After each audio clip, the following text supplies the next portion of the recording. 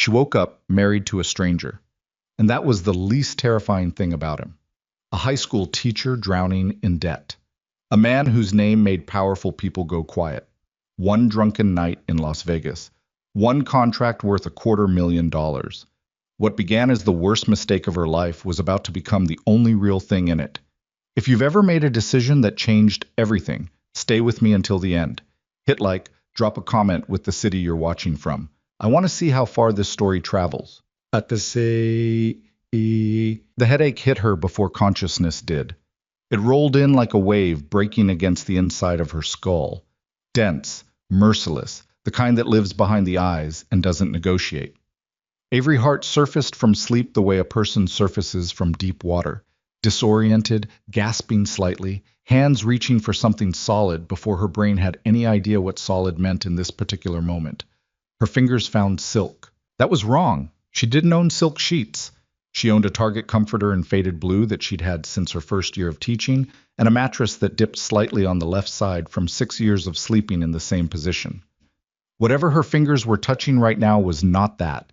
It was cool and smooth and expensive in a way she could feel without seeing, the kind of fabric that costs more per yard than she spent on groceries in a month.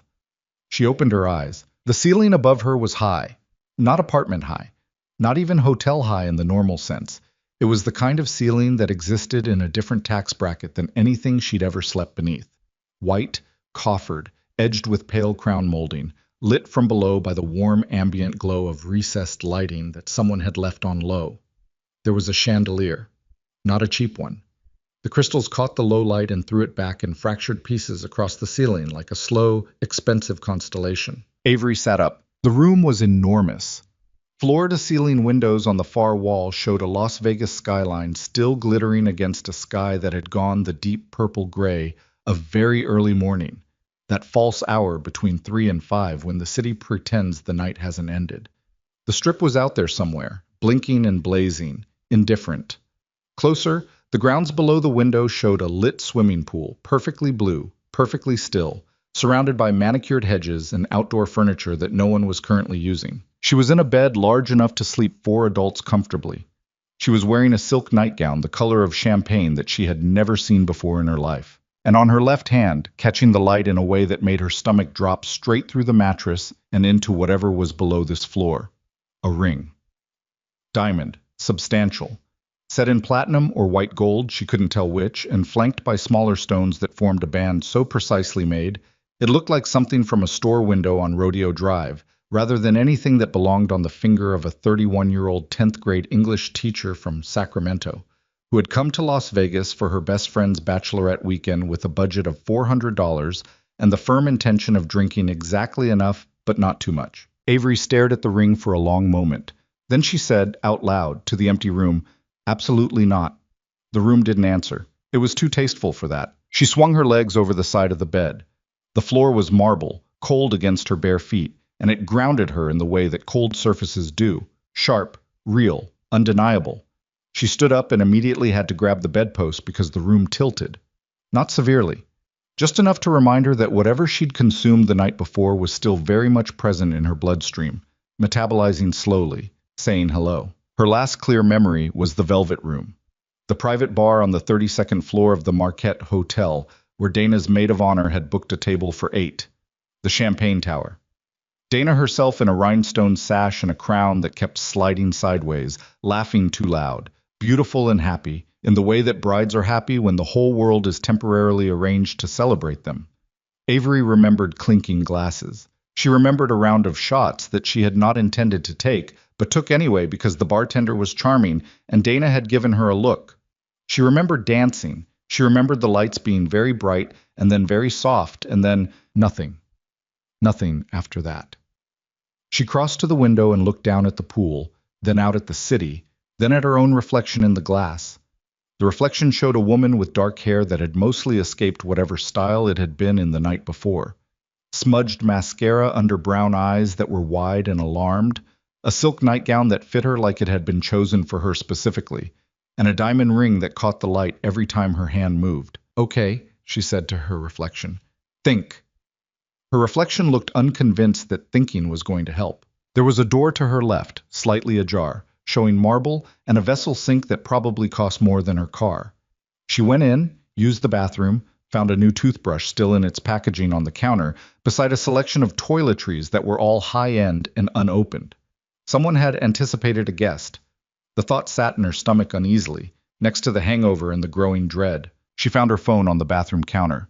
It was dead. She found a charger beside it, her brand, which was strange, and plugged it in and waited. When the screen lit up, the notifications were a solid wall. 17 texts from Dana, 9 from Mia, 4 from her mother, which meant someone had told her mother something, and a string of missed calls that ran from midnight through to 4 in the morning. The texts from Dana started coherent and escalated quickly. "Where did you go? We lost you after the Marquette." Then 40 minutes later, "Avery, call me." Then, "Avery." Then at 2:47 a.m., "Someone said they saw you at the chapel on Flamingo with a man. Please tell me that's not true. Call me." Avery read that one twice. Then she looked at the ring. Then she read it again.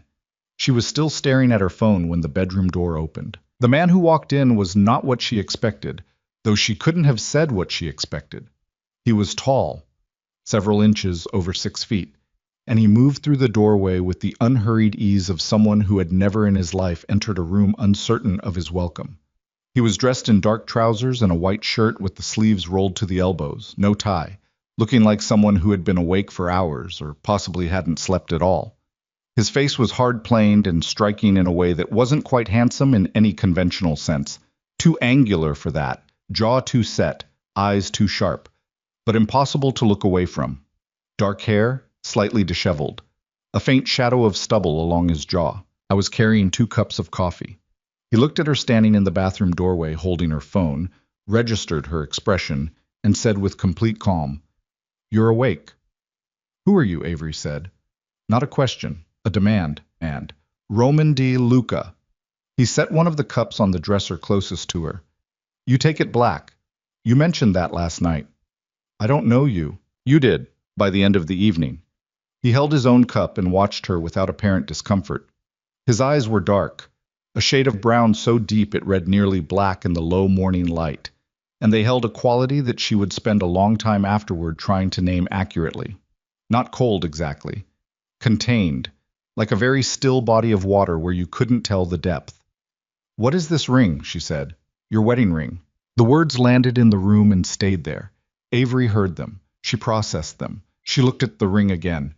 The diamond catching light, the platinum band sitting on her finger with the settled weight of something real. And then she looked at Roman DeLuca, who was watching her with an expression that suggested he had anticipated this exact reaction and had prepared himself for it. "That's not—" She stopped, started again. "That is not possible. I have the license." "You have to be—" She crossed the room, not entirely steadily, and stopped in front of him. He didn't move back. They were close enough that she had to tip her chin up slightly to maintain eye contact, which she resented. "You're telling me we got married?" "At 11:53 last night, Chapel of Eternal Promises on Flamingo Road. The officiant's name was Gerald. He had a bolo tie." "I was drunk." "Yes. We were both—" "I was not drunk." He said it flatly, without apology or defensiveness. "Just a fact, offered plainly. I was entirely sober." The silence that followed was not comfortable. Avery took a step back from him. Her mind was moving fast and not well, skipping between the ring and his face, and Dana's texts, and the word license, and the ceiling, and the skyline, trying to build a coherent structure out of scattered pieces and failing because there was a foundational piece missing, namely, how does a sober adult man end up in a midnight wedding chapel in Las Vegas with a woman he has met once, who is clearly intoxicated, and go through with the ceremony? "Why?" she said. I was quiet for a moment. Not evasive. She got the impression he wasn't someone who evaded. More like he was choosing the specific words he wanted rather than grabbing whatever came first. "That's a longer conversation," he said. "One I'd suggest we have after you've eaten something. You look like you're going to either pass out or come at me, and I'd rather you were steady for either." "I want an annulment." "I know. Today. I want to start the process today." "You can." He moved past her to the window, looked out at the pool, the city. His profile against the glass was sharp and still. "Or you can hear what I'm offering first." "You're offering something." "Yes. You married a stranger at midnight and you have an offer ready. Her voice came out flat. That's not alarming at all. The corner of his mouth moved, not quite a smile, something adjacent to it. Drink your coffee, he said. Then we'll talk. Avery drank the coffee. She drank it standing in the bedroom of a man she'd married while blackout drunk, in a nightgown that wasn't hers, wearing a ring that could probably pay off her student loans twice over, watching the Las Vegas sky turn from purple-gray to pale orange as the sun began its indifferent ascent over the desert. She drank it black because she did, in fact, take it black. And the fact that he'd remembered, that he'd anticipated, sat uncomfortably in the back of her mind alongside everything else. He gave her space. He sat in a chair near the window, not crowding her, not watching her too closely. She appreciated that more than she wanted to. By the time the cup was half empty, her headache had retreated from a roar to a manageable throb, and her mind was assembling itself into something functional. She sat on the edge of the bed, because her legs were not going to hold her up indefinitely, and looked at him. Talk, she said. Roman set down his own cup. He leaned forward slightly, elbows on his knees, and the quality of his focus sharpened in a way she felt physically, like the room had changed temperature by a degree. I need a wife, he said. For 6 months. Avery waited. My father is dying, he said. He has a terminal diagnosis, 6 to 8 months. He is also the chairman of DeLuca Holdings, which is a privately held company with assets across commercial real estate, logistics, and private equity. When he dies, control passes to the board. There are people on that board who have been waiting for that moment for a long time. He paused. My father has a specific clause in the company's operating agreement. It can be overridden if a sitting family member holds a controlling interest at the time of his death. I am the only family member positioned to hold that interest. But my father believes very strongly in certain things. One of those things is that his successor should be married, settled, stable. That's archaic, yes, and completely Avery. He said her name and it stopped her. Not because he raised his voice, he didn't, but because of the directness of it, like he'd used her name before, like it was already familiar.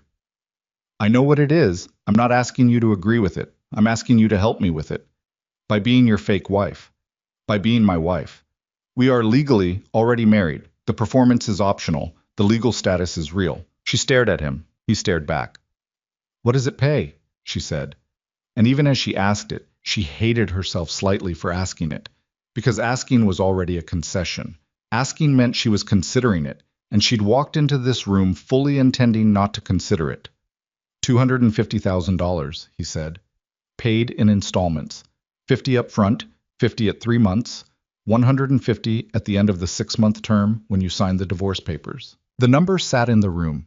Avery let it sit there. She thought about this balance on her student loans, $47,000, accruing interest at a rate that felt personal.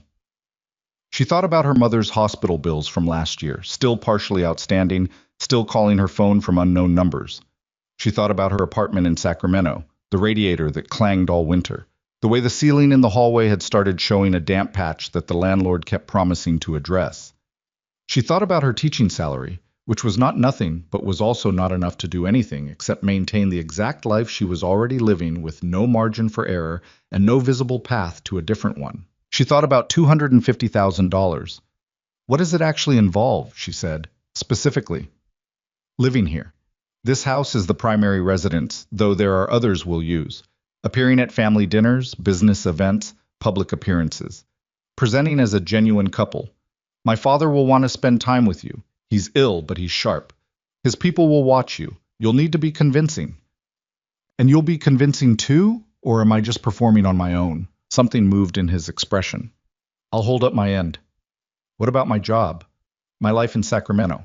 The school year ends in 3 weeks. That's June. The 6 months runs through December. You can return to teaching in January. He paused. I'll compensate for any professional disruption beyond that. And She stopped. Chose the words. This is contractual. There are limits. Yes. He didn't hesitate and he didn't look away. I'll have an agreement drawn up today. Explicit terms. Your own attorney should review it. I don't have an attorney. I'll provide one. Independent, no conflict of interest. She looked at him for a long moment. The morning light was growing, washing slowly across the room, and in it she could see him more clearly now. The fine quality of his shirt, The watch on his left wrist that was expensive without being showy. The way he held himself with a stillness that wasn't tension but was something adjacent to it. A man used to being watched, used to being assessed, used to waiting for people to make up their minds. What did I say last night? She said. She gestured vaguely. Whatever happened? You told me you were a teacher, he said. You told me you hated Las Vegas, but that it was your best friend's party. So you were here anyway. You told me you hadn't been on a date in 8 months because you were too tired to be interesting to anyone. You told me your mother was sick and that you were scared all the time about money, but you'd gotten very good at not showing it. He said it all without inflection, reciting it back the way someone recites facts. And then you told me that you thought I had sad eyes, and you asked if I wanted to get married, and I said yes. The last part hit her unexpectedly. Not the content, the way he said it. I said yes. Quietly. Like it meant something that he wasn't going to explain. I asked you, she said. Yes. And you, a sober adult, said yes to a drunk stranger's proposal. Yes. Why? He was quiet for a moment. Because I needed exactly what I told you I needed, and because you said the thing about sad eyes, and it was accurate, and no one had been accurate about me in a long time. Avery looked at her coffee cup, then at the ring, then at Roman DeLuca, who was watching her with those dark, contained eyes and waiting. I need to call my friend, she said. I need to eat something, and I need you to not be in the room while I think. He stood. I'll have breakfast sent up. And the license. I want to see it. He reached into the breast pocket of his shirt and held it out. She took it. Clark County, Nevada. Both names. A date. A time. 2 signatures. An official seal. The paper was real. The signatures were real. One of them was hers, in her own handwriting, a little larger and less controlled than usual, but unmistakably hers. Avery Hart DeLuca, the license said. She stared at that for a while. The breakfast was extraordinary. She didn't want to care about that, but she did, because she hadn't eaten since a mediocre Caesar salad on the flight in, and the tray that arrived, delivered by a quiet woman who asked nothing and looked at nothing, held eggs prepared exactly as she preferred them, without being asked, fruit, toast, orange juice that was fresh squeezed and tasted nothing like the version from a carton. She sat on the bedroom balcony in a robe she found in the closet and called Dana while she ate. Dana picked up on the first ring. Are you okay? Dana said. Not hello, just that. I'm fine, Avery looked at the ring catching the morning sun. Something happened. Tell me you didn't. Avery, please tell me you didn't actually. I need you to not panic while I explain. The fact that you're telling me not to panic is making me panic. Donna, a breath on the other end. Then, okay, I'm listening. Avery told her. The room, the ring. Roman DeLuca's calm recitation of the previous night's events. The offer. The number. She kept her voice level, which took effort, because saying it aloud to someone who knew her, someone who knew the debt, and her mother and the apartment with the leaking ceiling, made it feel both more real and more surreal simultaneously. Dana was quiet for a long time after she finished. $250,000, Dana said finally. Yes. To just live in a mansion and go to dinner parties for 6 months. That's a simplification, but essentially. And the license is real. I'm looking at it right now. Another silence. What do you know about him? Dana said. Who is he? He says DeLuca Holdings, real estate, logistics, private equity. She could hear Dana's fingers on a keyboard. Then, okay, so Roman DeLuca. Yeah, he's... A pause. He's real. Like genuinely real. His father is Dominic DeLuca. DeLuca Holdings is... She stopped. Avery, this company is worth somewhere between $6 and $8 billion, depending on which source you believe. The orange juice suddenly tasted different. Okay. He's not listed as CEO yet, but he's listed as Executive Vice President. There are a bunch of news articles about the company, but almost nothing personal about him. Like he doesn't have a public profile, no social media I can find. There are a few photos from galas and things. He is extremely attractive, just as an objective statement. But there's nothing that tells you who he actually is. He says his father is dying. Or he's lying. Why would he lie? He could have just let me wake up, get the annulment, and disappear. Unless the marriage itself is the point and he needs it documented for some legal thing before you get the annulment. Avery paused. She hadn't thought of that. That would mean the whole offer is a distraction. I'm not saying it is. I'm saying you don't know him, and you should be careful. Dana's voice was careful now, the way it got when she was being serious rather than reactive. What does your gut say? Avery thought about dark, contained eyes. The steady way he'd delivered information. The specific, unrehearsed quality of what he'd told her she'd said the night before. The way he'd answered, I said yes quietly, like the admission cost him something small. I don't know, she said honestly. I think I want to at least hear the full terms. Okay, Dana said. Okay, but Avery, listen to the lawyer. Actually listen. Don't let the money make you skip steps. I'm not. You're already considering it. I know you. You're calculating whether it solves the hospital bills. Avery said nothing. Yeah, Dana said quietly. Just be careful, okay? Call me tonight. She met him in what turned out to be a study on the ground floor, a room lined with bookshelves that were actually full, not decorative, and furnished with leather chairs and a desk the size of a small country. He was behind the desk when she came in, and he didn't pretend to be doing something else. He just looked up and waited. I have questions, Avery said. She sat across from him without being invited. Real ones, not the terms. I'll get those from the lawyer. I mean about you. Go ahead. Your business. What is it exactly? And don't give me the real estate and logistics answer. I want the actual answer. Something shifted in his face, barely perceptible. DeLuca Holdings is a legitimate holding company with legitimate assets and legitimate revenue streams. That's a careful sentence. It is. What's the part of the business that requires a careful sentence? I was quiet. Not evasive. She was getting a clearer read on him now, could distinguish between him withholding and him choosing. This was choosing. My family has historical connections to people and organizations outside what is typically called legitimate business, he said. Those connections are managed. They're not the dominant part of what we do. But they exist, and I won't insult you by pretending otherwise. Avery processed that. Are you dangerous? To you? No. That's not the same as saying no. It's the accurate answer. He met her eyes. You would be protected while you're with me. Completely. You would not be involved in anything outside the role I described. I give you my word on that. Your word, she said, not dismissively, testing the weight of it. It's what I have to offer on that question, he said. I don't have a better currency. She looked around the study. The books were real. Spines worn, some of them. There was a photograph on the desk she couldn't see clearly from where she sat. The room smelled like leather and something faintly herbal, a candle or a plant. And it had the quality of a room that was actually lived in rather than staged. The dinner parties, she said. The family. What am I walking into? My father is formidable but fair. My mother died when I was young. I have one brother, Marco, who will be suspicious and unpleasant because that's his nature. There are associates, people adjacent to the family, who will watch you and test you. The social performance is genuinely a performance, and it will require effort.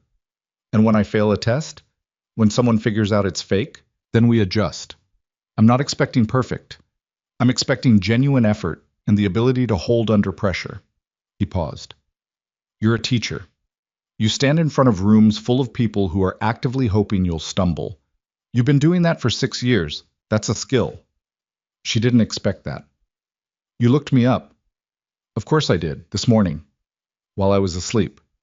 Yes? He didn't apologize for it. What else did you find? That you're good at your job.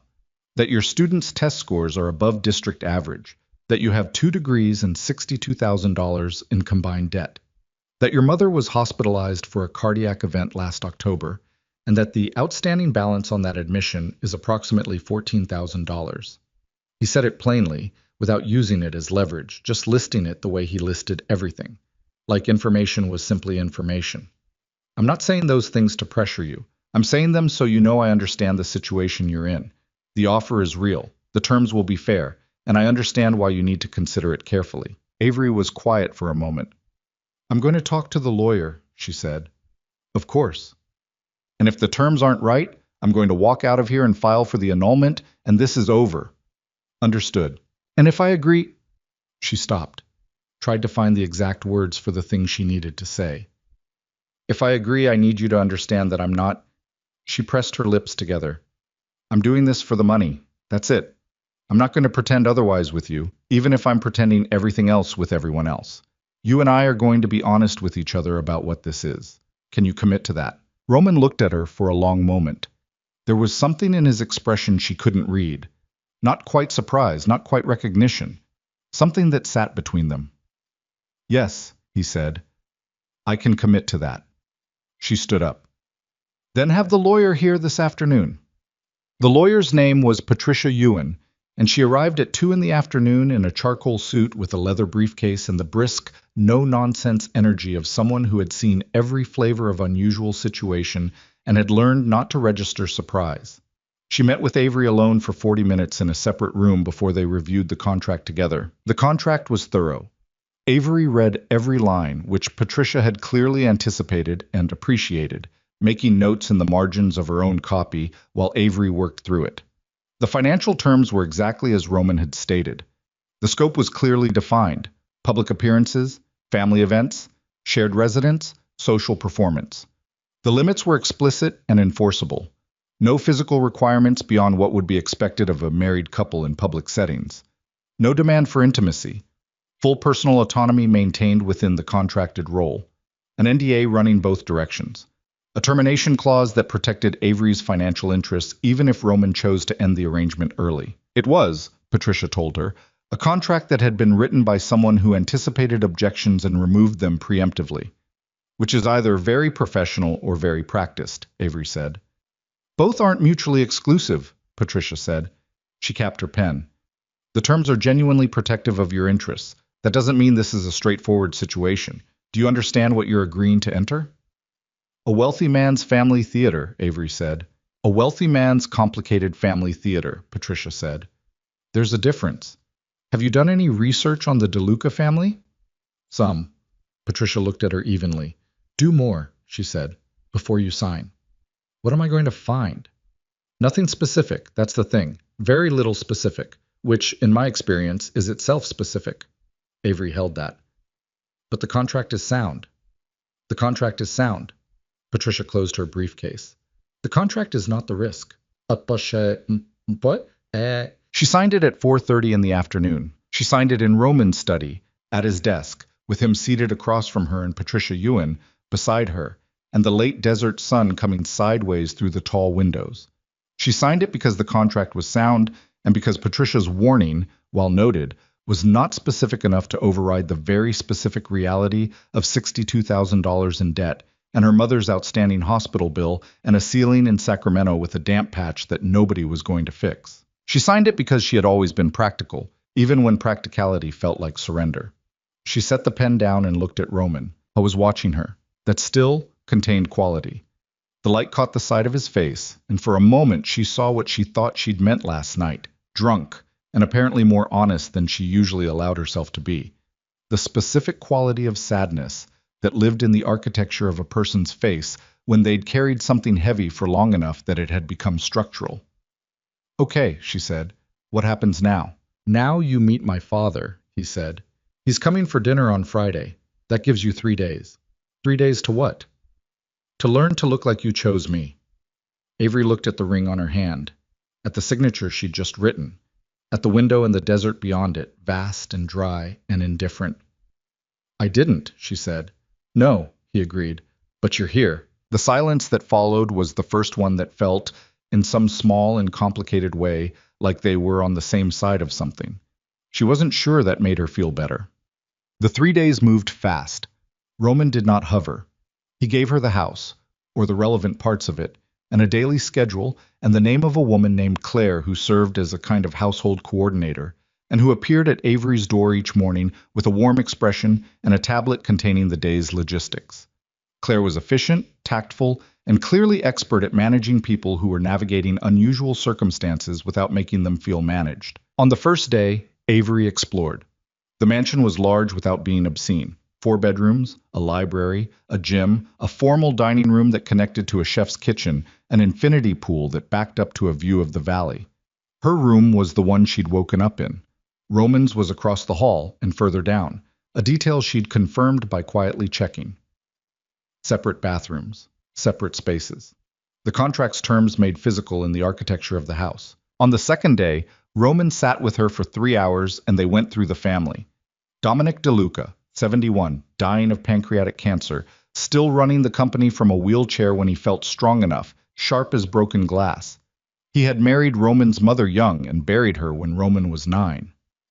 He had built DeLuca Holdings from a real estate operation in New Jersey into something that spanned 4 states and several continents, and he was the kind of man who considered his legacy as seriously as other men considered their health. Marco DeLuca, 36, 4 years older than Roman, who had expected to inherit the company and had been passed over in their father's succession, planning for reasons that Roman stated briefly and without elaboration.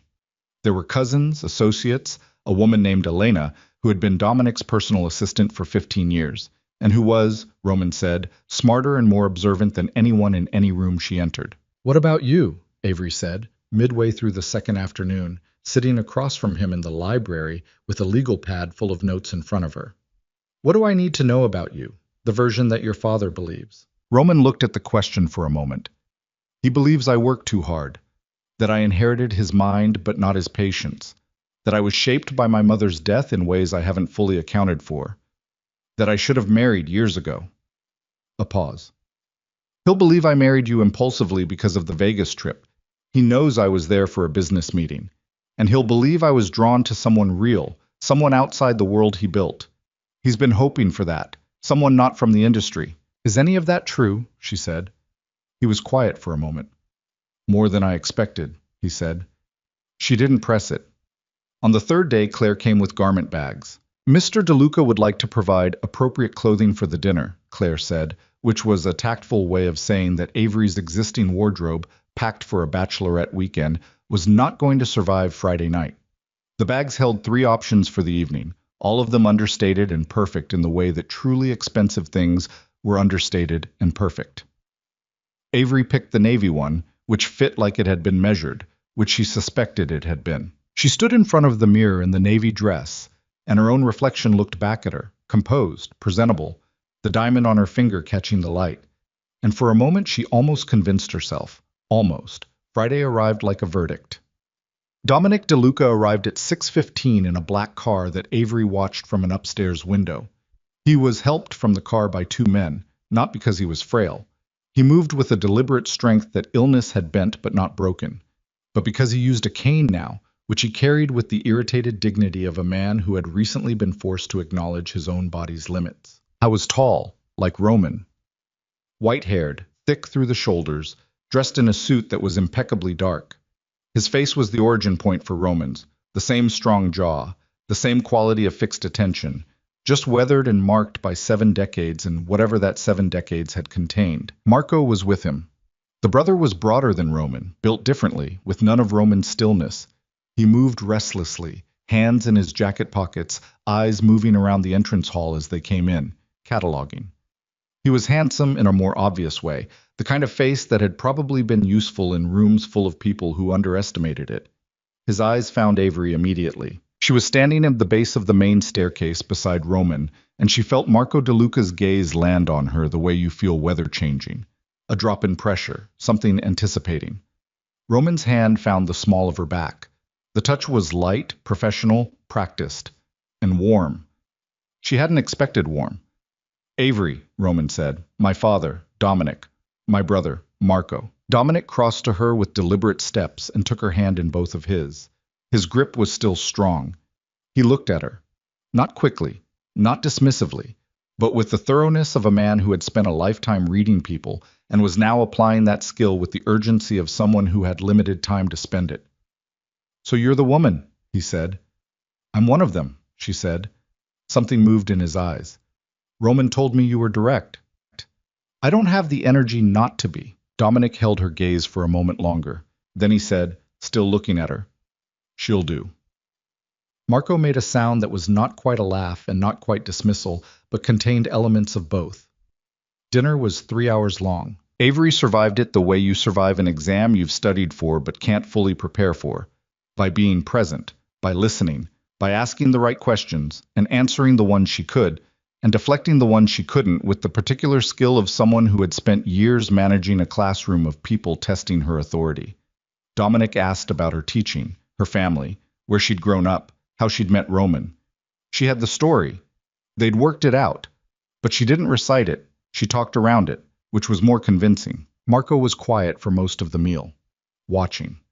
When he finally spoke to her directly, it was over dessert, and his voice carried a pleasantness that didn't reach his eyes. Roman never brought anyone home before, he said. Not once, in 40 years of dinners. 32 years, Roman said. I wasn't attending family dinners before I was born. You know what I mean, Marco looked at Avery. It's unusual. I imagine it is, she said. How long have you two been together? Before Vegas? She felt Roman's leg press briefly against hers under the table. Confirmation, steadiness. She'd expected tension. She got something else. Not long, she said, but sometimes long isn't the point. Marco smiled. It was a careful smile.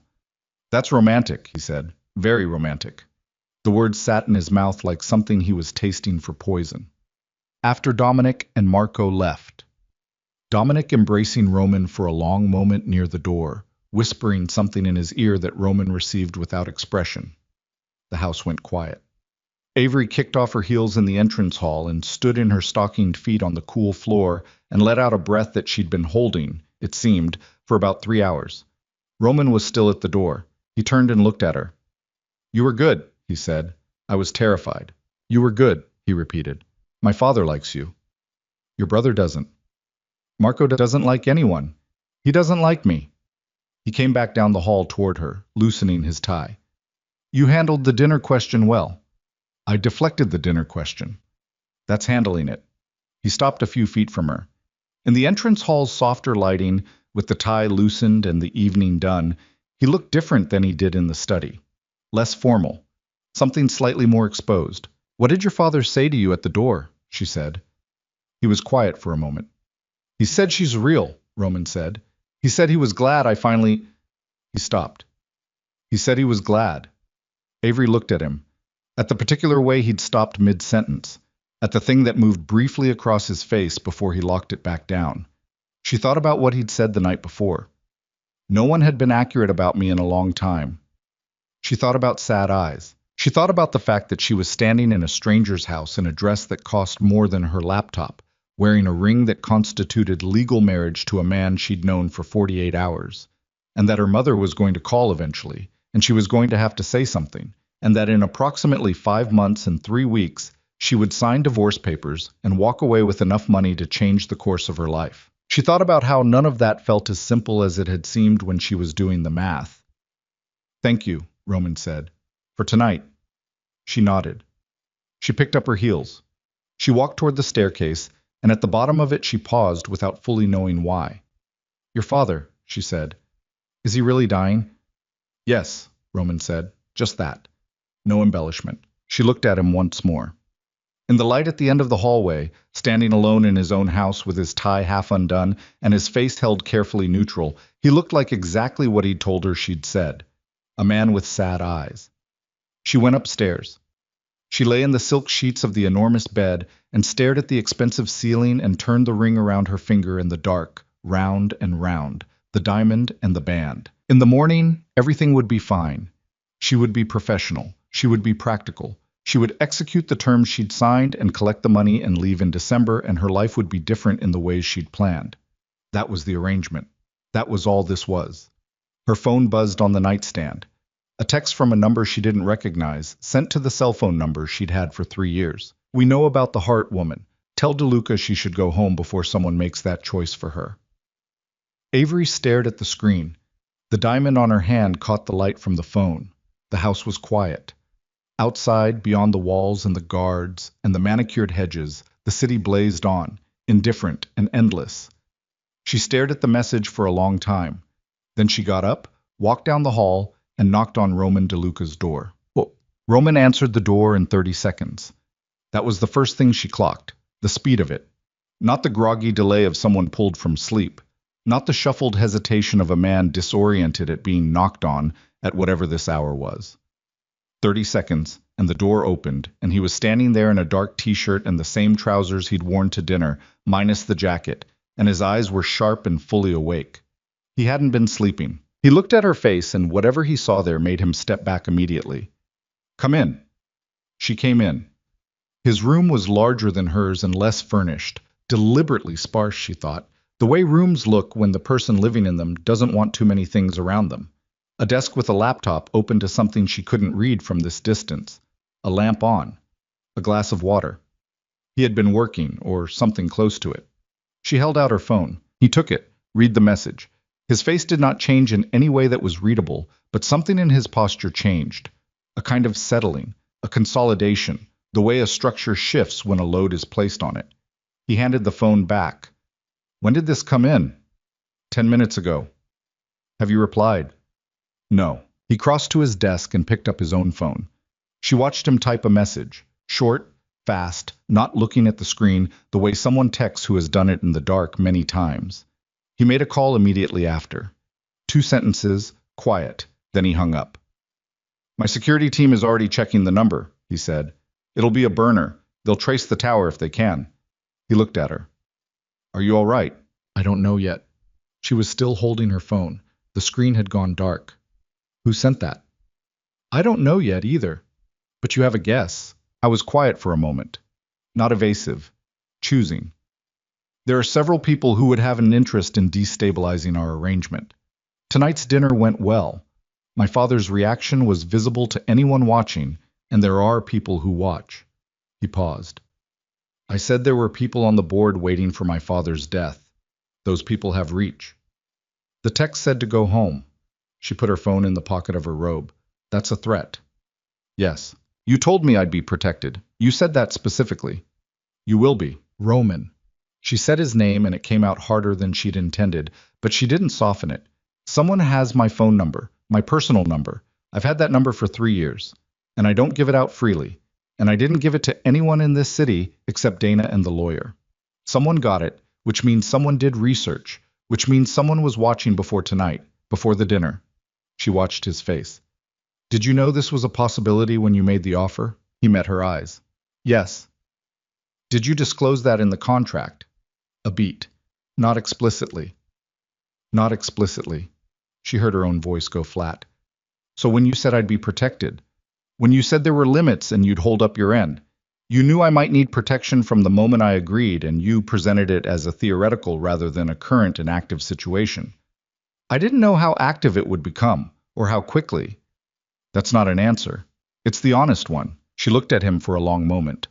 The lamp on his desk cast the room in a warm, low light, and it threw shadows across the side of his face, and he stood in it and didn't try to manage her reaction, didn't offer words faster than they were ready.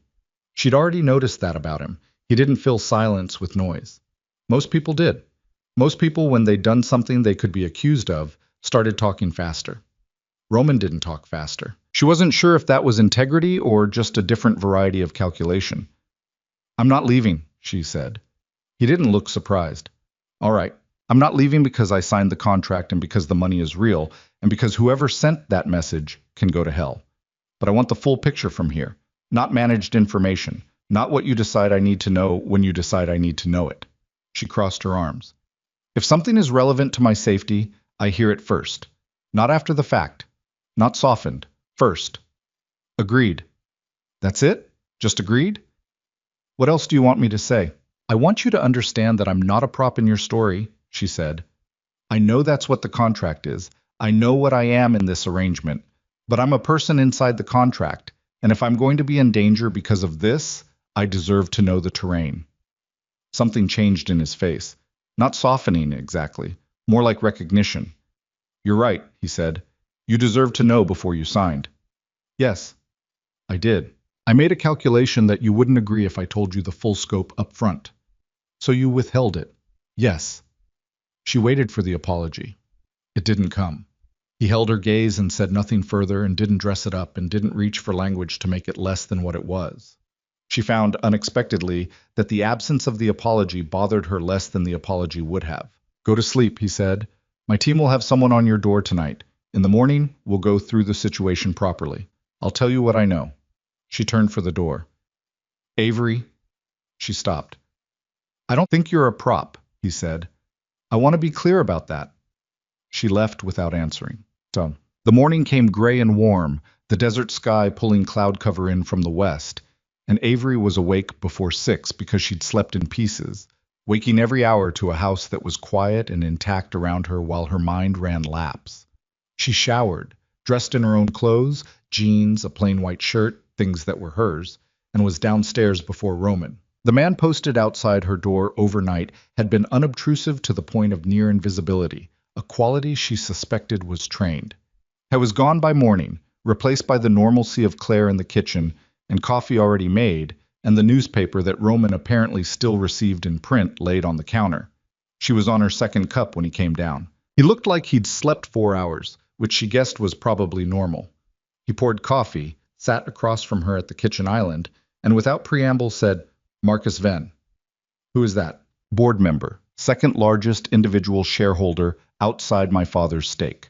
He's been building a coalition on the board for the last 14 months, waiting. When my father dies and the succession question opens, he intends to move for external management, a CEO appointment from outside the family. It dissolves the DeLuca holding structure and opens the company to acquisition within 3 years. The assets get parceled, and he and the other coalition members come out with significant gains. And if you control the family stake when your father dies, he can't do it. He needs either a divided family or no family representative. A married, stable successor with a united front shuts the door." He drank his coffee. "He has resources, and he's not patient.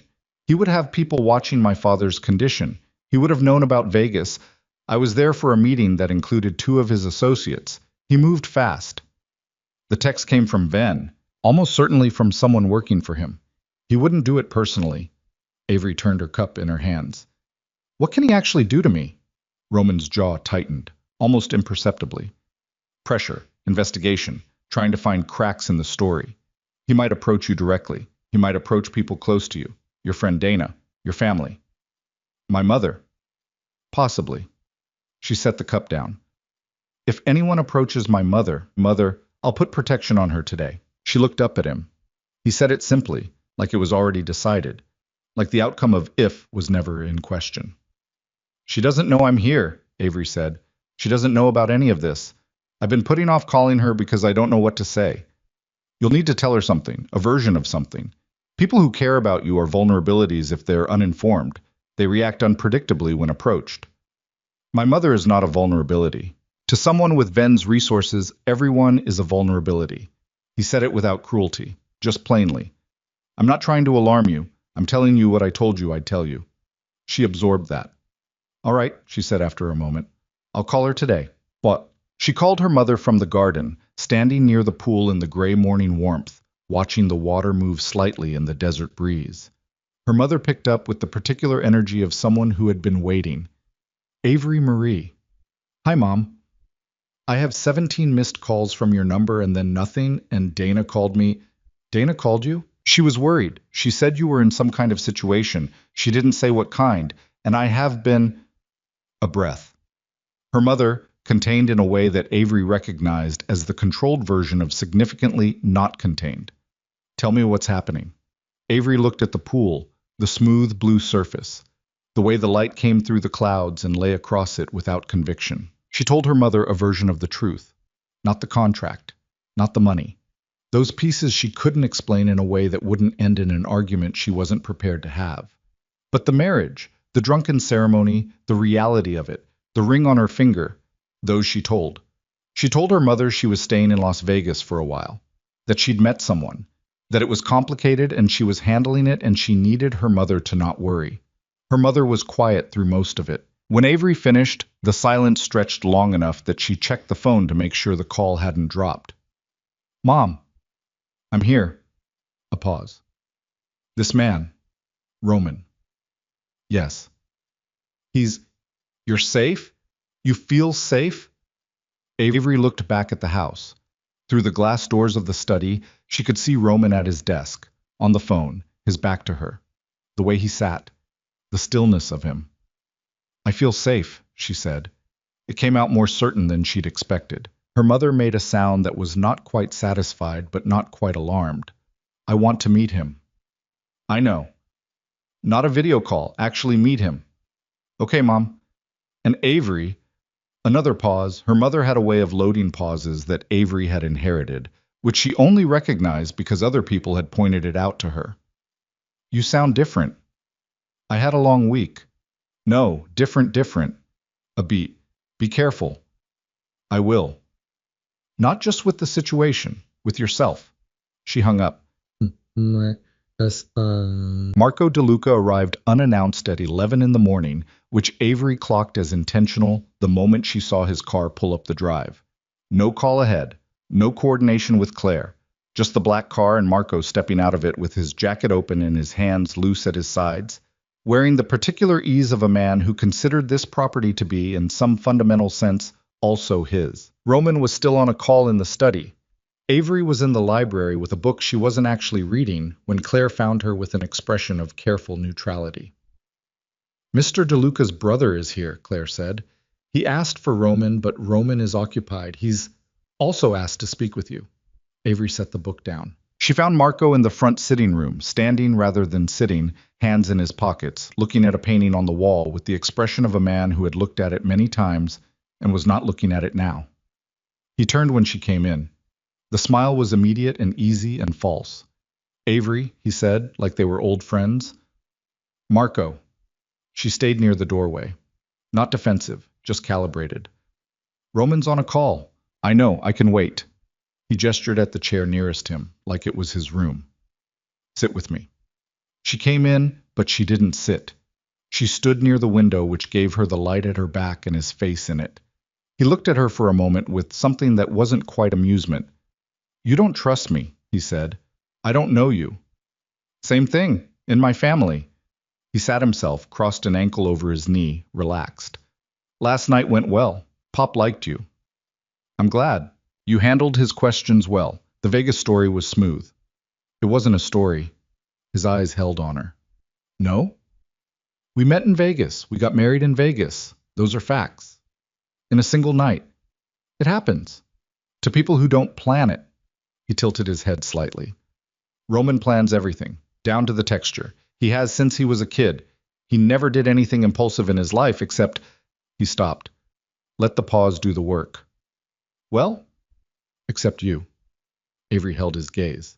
Said nothing. I'm just trying to understand my brother, Marco said. The easy tone had a floor under it. She could feel the floor. He kept you completely private, didn't mention you to anyone. And then suddenly, Vegas...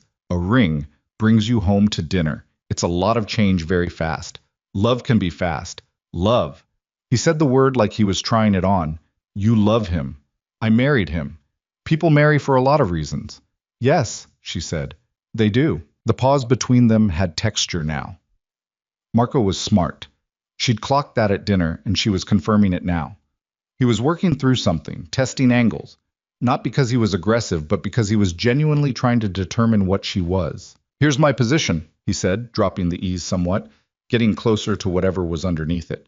My father is dying. He has probably 6 months. He's worked his entire life to build something, and he's at the end of it. And what happens to that thing matters. It matters to me. It matters to the people whose lives are wrapped up in it. He uncrossed his legs, leaned forward. Roman is going to inherit something that I spent 20 years also helping to build. I'm fine with that, or I've made my peace with it. But I need to know that the people around him are there because they belong, not because they're convenient. What would convince you? She said. Time, he said. Consistency. The long game. He looked at her steadily.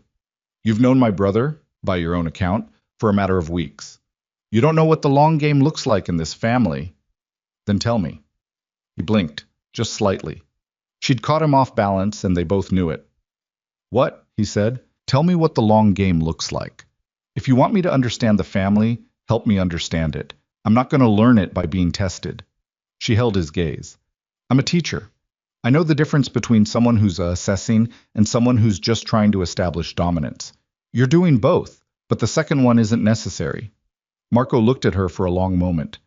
Then something shifted in his face. It wasn't warmth, but it was a different quality of attention. You're not what I expected, he said.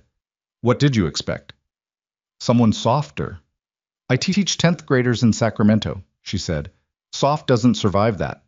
The corner of his mouth moved, almost, My brother, Marco said, and now his voice had changed, quieter and more complicated. When our mother died, he went very quiet. He was 9. He just stopped talking for a while. And then, when he started again, he was different, careful. He put everything behind glass where you could see it but couldn't touch it. He looked at his hands.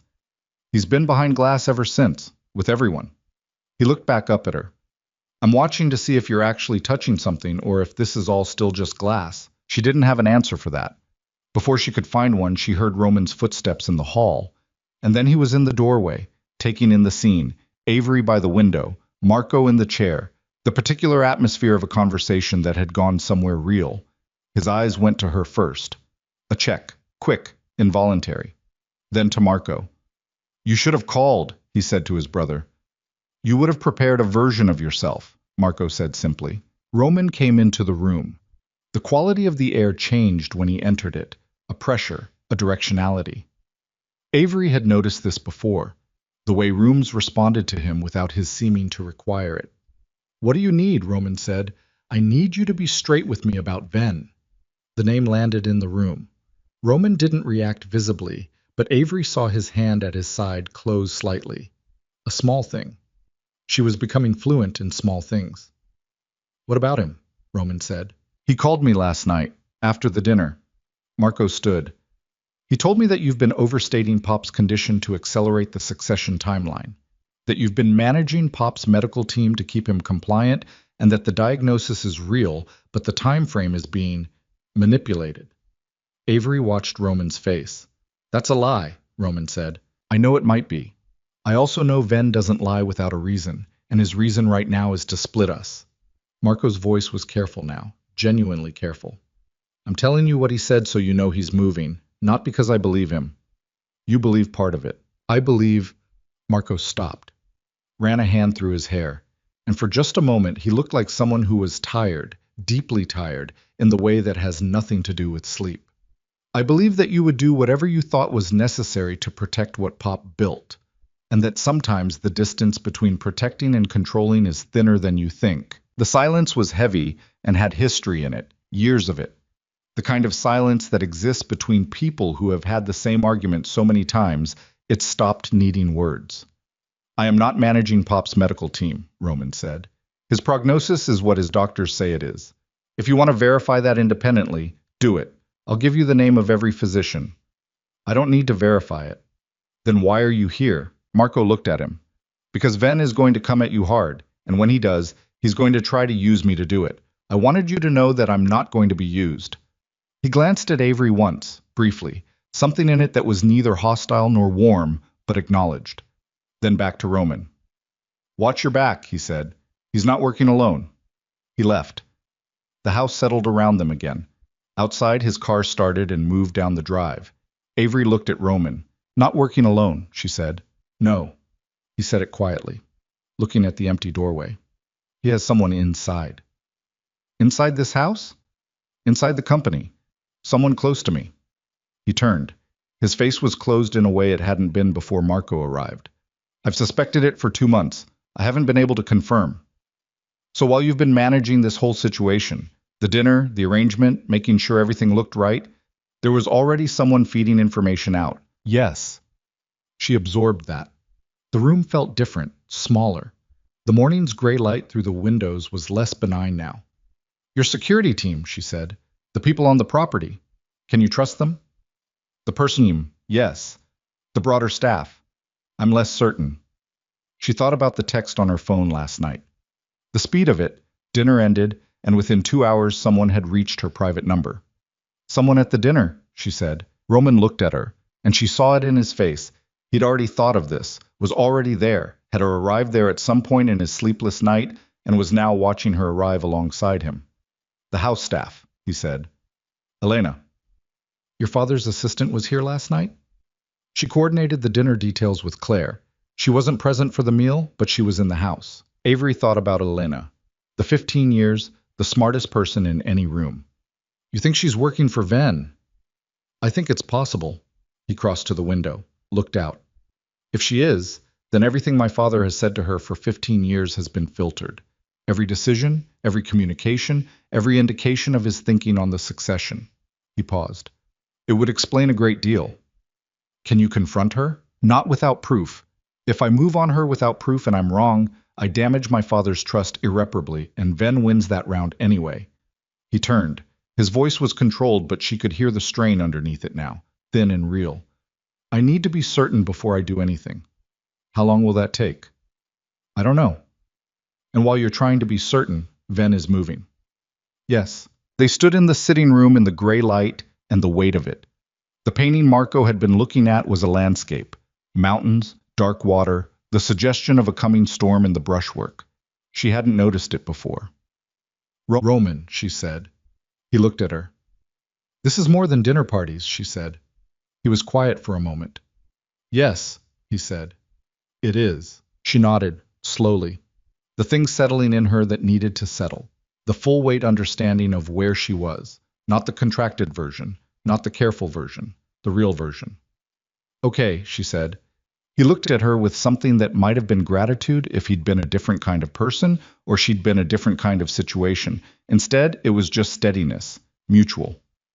Okay, he echoed. Wow. The next 8 days moved differently than the first 3. She learned the house in a new way, not as a guest cataloging luxuries, but as someone who understood that the space had sightlines and blind spots and that both mattered. She noticed which staff members made eye contact and which ones didn't. She noticed the car that parked on the road outside the property for 90 minutes on Tuesday morning and was gone before Roman's security team could run the plates. She noticed that Roman ate breakfast early and worked late, and that the hours in between had a different quality. Less guarded, more present, showing in small ways that she was accumulating without trying to. He read. That surprised her, even though there had been the bookshelves. He read at the kitchen island at night, after she thought he was working, actual books with broken spines, the kind of reading that was habitual and necessary rather than performative. She caught him once with a novel she recognized. She'd taught it to juniors, had a worn copy in her apartment in Sacramento, and the surprise on his face when she named it was the first genuinely unguarded thing she'd seen from him. You know it, he said. I've taught it 4 times. He looked at her for a moment, something recalibrating in him. What part are you at? The part where she makes the decision she can't take back. A pause. That's the whole book, he said. She'd laughed. She hadn't expected to laugh. They had dinner together 3 times that week without it being planned or required by the contract. Not formal dinners. Whatever was made or ordered, eaten at the kitchen island or the small table in the back room that looked over the garden. He was a different person eating informally. Less architecture, less management. He asked about her students, specific ones she'd mentioned, and remembered the details when she brought them up again. She found herself talking more than she meant to, being more honest than was strictly necessary. She told herself it was familiarity, proximity, the natural consequence of living in the same house. She told herself that more than once. On Thursday, Dominic called. He asked to see her alone, not Roman, specifically her. And the call lasted 40 minutes, mostly him asking questions about her childhood, her mother, why she became a teacher. The questions of a man mapping a person carefully. At the end, he said, Roman hasn't been happy in a long time. I need you to know that I can see the difference. She didn't know what to say to that. Okay, she said. That's all, he said. I just wanted you to know I can see it. He hung up. She sat with the phone in her hand and the afternoon light falling through the window of the room she'd started thinking of as hers, and she felt the contract thinning in some way she couldn't measure or account for. The call from Dana came on Friday afternoon. Someone came to my apartment, Dana said. Her voice was the controlled version of not controlled, which on Dana meant serious. Avery went cold. What? This morning, 2 men. They said they were doing background research for a business matter involving Roman D. Luca, and they had questions about you. How long we'd been friends, your financial situation, whether you'd ever been in any legal trouble. A pause. Avery? They knew things. They knew about your mom's hospital situation. They knew the amount you owe on your loans. They knew things that aren't public. Did you let them in? No. I spoke to them through the door for about 2 minutes, and then I told them to leave. They left. A beat. I called the number they gave me afterward, and it was disconnected. Avery was already moving down the hall toward Roman's study. Are you okay? I'm fine. I'm at work now. I'm fine. Dana's voice dropped. Avery, what is this? What is actually happening there? I'll explain everything tonight. Don't open your door to anyone you don't know. Don't. She pushed through the study door. Roman looked up immediately. She said to Dana, I'll call you in 1 hour, and hung up. Someone went to Dana's apartment, she said. This morning, 2 men, questions about me. They had private financial information. Roman was already on his feet, phone in his hand. Address? She gave him Dana's address in Sacramento. He was typing it before she finished. He made the call. Shorter than the ones she'd witnessed before, harder, the kind of conversation that contained an expectation of immediate compliance. Someone will be there within the hour, he said. Discreet. She won't see them unless something happens. This is what you meant about people close to me being vulnerabilities. Yes, you knew this was coming and you still didn't. She stopped herself, breathed. You protected her fast, faster than I expected. I told you I would. I know. She looked at him. I know you did. She pressed her hands flat against the desk, leaning slightly on them, feeling the solidity of it under her palms. Ven is escalating. He went to Dana to tell me something. He wanted me to know he can reach my people. Yes. He wants me scared enough to leave. Yes. Is he going to stop at Dana? Roman held her gaze. No, he said. He won't stop at Dana. She had known this. She'd known it since the text on the first night, since the conversation about vulnerabilities, since Marco's visit. She'd known the shape of it intellectually, but standing in Roman's study on a Friday afternoon with her hands on his desk and Dana's shaken voice still in her ear, the shape of it became something else. It became physical. Real in the body the way things become real when you understand them not just in the mind, but in the gut. She thought about the contract, the clean legal document with Patricia Ewan's notes in the margin, the neat installments, the termination clause that protected her. The contract looked very different from inside what it had started. I need to know something, she said. Ask. When this is over, when the 6 months end and your father is gone and the succession is settled and I walk away, she looked at him directly. Am I going to be safe after? He didn't answer immediately. The pause was small, but it was there. Roman. The situation will be resolved by then, he said. Ven will have no leverage and no reason. That's not what I asked. I will make sure you're safe, he said. Before, during, and after. She looked at him, the desk between them, the controlled stillness of him, the held quality of his expression, and underneath it, if she was reading him correctly, if she was becoming fluent enough in the small things, something that was not calculated, something that was just true. She believed him. She didn't want to examine too closely why she believed him. She straightened up, ran a hand through her hair. I'm going to call Dana back, she said, and then I'm going to need you to tell me everything about Ven. Not the overview, everything. Tonight, he said. After dinner. She nodded, turned for the door. Behind her, Avery. She stopped. Thank you, he said, for not running. She stood in the doorway for a moment without turning around. Don't thank me yet, she said. She went to call Dana. She was halfway down the hall when her phone rang. Not Dana. Not her mother. A number she didn't recognize. Local Nevada area code. She answered. The voice on the other end was a woman's, older, precise, unhurried. Ms. Hart, the voice said. My name is Elena Vasquez. I believe we need to talk. Privately. Before Roman finds out I've called you. A pause. There are things about this situation that Roman has not told you. Things that will determine whether you stay or whether staying gets someone killed. The hallway was empty around her. The house was quiet. I'm listening, Avery said. What? Avery didn't move from the hallway. She stood exactly where she'd stopped when the phone rang, her back to Roman's study, the house quiet around her, and she listened to Elena Vasquez's voice come through the receiver with the measured precision of someone who had rehearsed this call and then decided to abandon the rehearsal. How did you get this number? Avery said. The same way Ven's people got it, Elena said. I've been in this family's business for 15 years. I know how information moves. A pause. That's precisely why you should listen to me. Roman thinks you're working for Ven. A silence, shorter than she expected. I know what Roman thinks, Elena said. Roman is wrong about the conclusion, but not entirely wrong about the premise. That's what I need to explain to you. Her voice was steady, unhurried, the voice of someone with a great deal of practice at delivering difficult information to people who didn't want to receive it. Not on the phone. I need to see you in person, without Roman. I'm not meeting you alone. I'm not asking you to meet me in an alley, Ms. Hart. I'm asking you to come to Dominic's house. This afternoon. He's expecting you. Avery's grip tightened on the phone. Dominic asked you to call me. Dominic asked me to arrange it. A careful distinction. He needs to tell you something. He's been trying to find the right moment, and there isn't going to be a right moment, so he's making one. The voice shifted slightly. Not softer, but more direct, like a layer of professional distance dropped. He's running out of time, Ms. Hart, in more ways than one. Avery looked at the door of Roman's study at the end of the hall, the light under it, the sound of him, barely audible, on another call.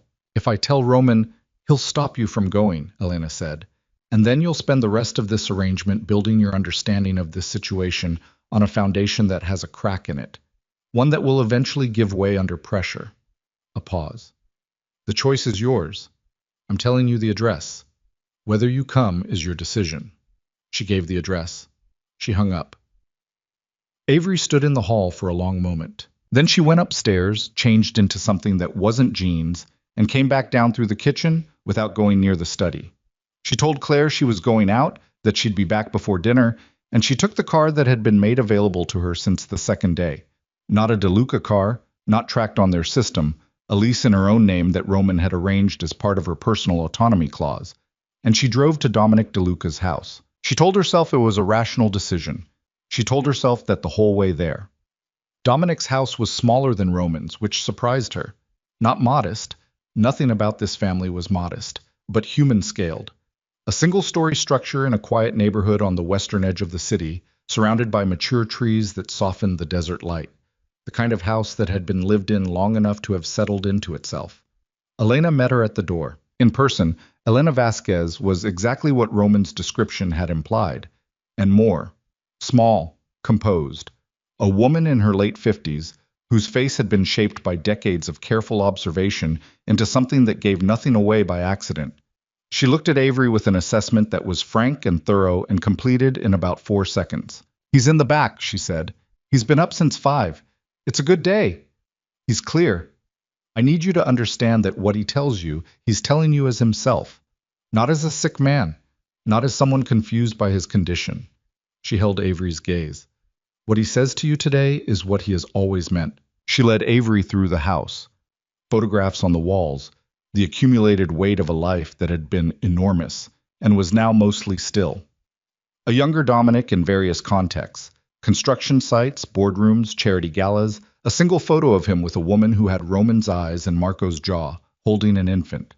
Avery looked at that one for only a moment. Dominic was in a sunroom at the back of the house, in a wheelchair today, rather than with the cane, positioned near the glass wall that looked out over a small garden. He was dressed, proper trousers, and a collared shirt, and when he turned at her footsteps, his eyes were exactly as Elena had promised, clear, fully present, sharp as anything. Sit, he said, not unkindly, just direct. She sat in the chair Elena placed near him. Elena withdrew to the doorway and stayed there, present but removed, her specific version of privacy. Dominic looked at Avery for a moment. Then he said, "How much has Roman told you about why he needs this marriage to hold?" "The board," she said. "The succession. Marcus Venn. That's the business answer." He nodded slowly. "It's accurate. It's not complete." He folded his hands in his lap. The hands were still large, the hands of the man he'd been before the illness diminished him architecturally. Roman took something from Venn 4 years ago. Not money, not property. He paused. Venn had a man inside DeLuca Holdings for 11 years, a financial director. He was feeding information, redirecting small percentages of transactions, building a structure over a decade that would have eventually allowed Venn to demonstrate a controlling financial interest in 3 of our subsidiary companies. It was sophisticated, extremely patient work. He looked at her steadily. Roman found it. He dismantled it quietly, without going to law enforcement, because going to law enforcement would have meant exposing the parts of our operation that don't survive that kind of exposure. He handled it internally. What does handled mean? Avery said. Dominic held her gaze. The financial director left the company. He left the city. He is no longer a problem. He let that sit. Ven lost 11 years of work. He lost money. He lost leverage he had spent a great deal of effort building, and he knew it was Roman who found him, even though Roman never confronted him directly. A pause. Ven has been waiting 4 years to answer that. The succession is an opportunity, but it's not the only motive. She absorbed that. Roman didn't tell me any of this. Roman doesn't tell people things he believes will make them afraid. That's not his decision to make. No, Dominic agreed. It is not. He looked out at the garden for a moment. That is one of his most consistent failures. He protects people by withholding from them. He learned it young, from me, if I'm being accurate about it, and it is a habit that has cost him. He turned back. I'm telling you because you have a right to understand the weight of what you've walked into. This is not a board dispute. Ven wants to destroy what Roman built, what I built, and he wants to do it by destroying Roman personally. The marriage, you're a piece of that. He'll try to use you to get to Roman in ways that go beyond pressure tactics. Avery's hands were very still in her lap. She was concentrating on keeping them still. What ways? Before Dominic could answer, Elena moved, a small, sharp movement from the doorway. She'd looked at her phone, and now her face had changed in a way that communicated urgency without a single word. He needs to know, Elena said. To Avery, not to Dominic. Dominic looked at Elena with the expression of a man who had anticipated this moment and had hoped it would come later. Tell me what, Avery said. Elena came further into the room. She stood near Dominic's chair, her phone held at her side.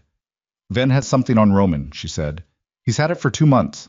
I know about it because Ven approached me 6 months ago and offered me a significant amount of money to verify it. She met Avery's eyes. I didn't take the money. I also didn't tell Roman, which is the part of this that requires explanation. Why didn't you tell him? Because I wasn't certain how Roman would respond, and if he responded wrongly, it would have given Ven exactly what he needed. She pulled a breath. Ven has documentation. Financial records showing that Roman moved a significant sum, $11 million, from a DeLuca subsidiary account into an offshore structure 14 months ago. On paper, it looks like misappropriation, embezzlement from his own father's company. The sunroom was very quiet. Was it? Avery said. No. Elena's voice was firm. It was a defensive move. Roman discovered that Ven's man, before he was removed, had already siphoned funds into that offshore structure in a way that would implicate Roman when it was eventually found. Roman moved the money again to freeze it, to prevent it from being used, intending to restore it cleanly after the succession was settled. She paused. But the documentation that exists only shows Roman's movement of the funds, not what preceded it, not the context. And in the hands of federal investigators, or in front of a board in open session, it looks like Roman stole from his father, Avery said. It would end the succession, Dominic said quietly. It would end the company. It would put Roman in front of a federal grand jury. Avery looked at Dominic, at the weight in his face, not illness weight, but the heavier kind, the kind that comes from knowledge carried too long. You knew, she said. I found out 3 weeks ago, he said. Elena came to me. He looked at his hands. I've known my son his entire life. I know that he did not steal from me. I know that what Elena describes is accurate. I've had my own people verify the original structure that Ven built. He paused. But I am a dying man with a compromised capacity to act. What I know and what I can prove in time are not the same thing. Avery stood up. She didn't mean to. Her body made the decision before her mind finished processing, and she was on her feet in the quiet sunroom with the desert garden beyond the glass, and the weight of what she'd just been told pressing down on her chest like something physical. Ven is going to use this, she said. He's going to wait until the right moment. And deploy it, Elena said. Yes. The question is when. Our assessment is that he's waiting for Dominic's condition to deteriorate to the point where Dominic's testimony in Roman's defense becomes legally challengeable. He wants Dominic unable to speak credibly before he moves. Avery looked at Dominic, at the man in the wheelchair who had an unspecified number of months and who was watching her with eyes that were clear and present and running out of time. Roman doesn't know you know this, she said. Roman doesn't know any of what I've just told you, Dominic said. He knows Ven has something. He doesn't know what. He's been trying to find it for 2 months. A pause. Elena kept it from him for reasons she's explained. I kept it from him because he stopped. Because I wanted to speak to you first. I needed to know who you were before I decided how to proceed. And now you know who I am. He looked at her steadily. I think I knew at dinner, he said, but I needed to be certain. She looked at Elena. Why are you telling me this instead of telling him yourself? Because telling Roman directly right now will make him act, Elena said. Roman's instinct when he's threatened is to move fast and hit hard. If he acts on this before we have the counter documentation in place, he gives Ven the trigger to deploy everything he has. She held Avery's gaze. You can manage how he receives this. You can be the thing between his instinct and the action. I can't do that. His father... She glanced at Dominic. His father's word will make him act. Yours might make him think first. That's a significant assumption about my influence. It's an observation, Elena said. I've watched Roman for 15 years. I've watched him with every person in his life. I know what his attention looks like when it's complete. She paused. I also know what I saw at that dinner. Avery didn't pursue that. She couldn't afford to pursue that right now. I need the documentation, she said. Everything you have. The original structure, the timeline, Ven's approach to you. All of it. I need to take it to Roman with the full picture already built, so that when he reacts, there's something concrete in front of him. Elena looked at Dominic. He nodded. I'll have it ready within the hour, Elena said. Well, she drove back to Roman's house with a folder on the passenger seat and her hand steady on the wheel and her mind doing the thing it did when a situation was too large to process whole, breaking it into pieces, working the pieces. The teacher's habit of taking the incomprehensible and finding the teachable parts. What she had. Ven had fabricated documentation that would destroy Roman. The counter-evidence existed but was not yet compiled into usable form. Dominic was dying, and his window to act credibly was narrowing. Roman didn't know the specific nature of the threat bearing down on him. What she had to do, tell him. In a way that got him thinking rather than swinging. What she understood now that she hadn't that morning. She was not a prop in a performance. She was not a contracted wife navigating social dinners. She was, whether the contract had specified it or not, inside something real. Something with consequences that ran past the 6-month term and the divorce papers and the money. She understood this with a clarity that was not comfortable. She pulled into the drive. Roman's car was there, the security team's vehicle. Normal. She gathered the folder and walked into the house and found him in the kitchen, not working, standing at the counter with a glass of water, looking at nothing. He turned when she came in, clocked the folder, clocked her face. Where did you go? He said. Dominic's house. The stillness that came over him was different from his usual stillness. This was the stillness of someone who has just understood something and is deciding in real time how to respond to it. Elena called you, he said. Not a question. Yes. I was going to tell you. You weren't, she said. Not harshly, just accurately. You were going to manage it, find the right moment, decide what I needed to know. She set the folder on the counter between them. I need you to not do that right now. I need you to look at this and tell me if it's what I think it is. He looked at the folder. He opened it. She watched his face while he read. She'd become fluent enough in him by now to read the small things, and the small things were telling. The slight tension that moved through his jaw, the way his breathing changed. Not faster, but more deliberate, controlled. The way breathing becomes when you are actively managing a physical response. His hands on the pages were flat and still. He read for 4 minutes. She counted without meaning to. When he looked up, his face was the flattest she'd seen it, the most closed. Behind it, she could sense something moving that hadn't been there before. A heat, constrained, like a fire behind glass. Who compiled this? He said. Elena. She's had it for 2 months. She didn't tell me. She told me why. I think her reasoning was sound. Her reasoning. His voice was very even. She had documentation that Ven is planning to use to put me in front of a federal investigation, and she made a strategic decision about timing. Roman. She said his name the way she'd said it before, directly, without softening it. I know you're angry. I know why. You can be angry after. Right now I need you to hear the part that matters. Ven hasn't moved yet. He's waiting for your father's condition to deteriorate enough that Dominic's testimony won't hold up. We have a window. Elena has the counter documentation being compiled now. The original structure that preceded your movement of the funds, the timeline of Ven's man inside the company, everything. She held his gaze. But the window closes when your father's condition changes, which means I move now. Which means you move carefully now, she said. Not the same thing. He looked at her for a long moment. You went there alone, he said, without telling me. Yes. If Ven had known you were there, he didn't. If he had, then something would have happened and we'd be dealing with that, she said. But he didn't, and I got information you needed, and I got it in a way that means you can receive it without your first response being to hit something. She didn't look away. I made a judgment call. You can be angry about it after we deal with Ven. The kitchen was very quiet. Roman set the folder down. He looked at it for a moment, then at the window, then back at her. The fire behind the glass hadn't gone anywhere, but it had changed quality. Less reactive, more directed. She watched him find the thing that he found when she'd seen him think under pressure. The stillness that was not absence but concentration.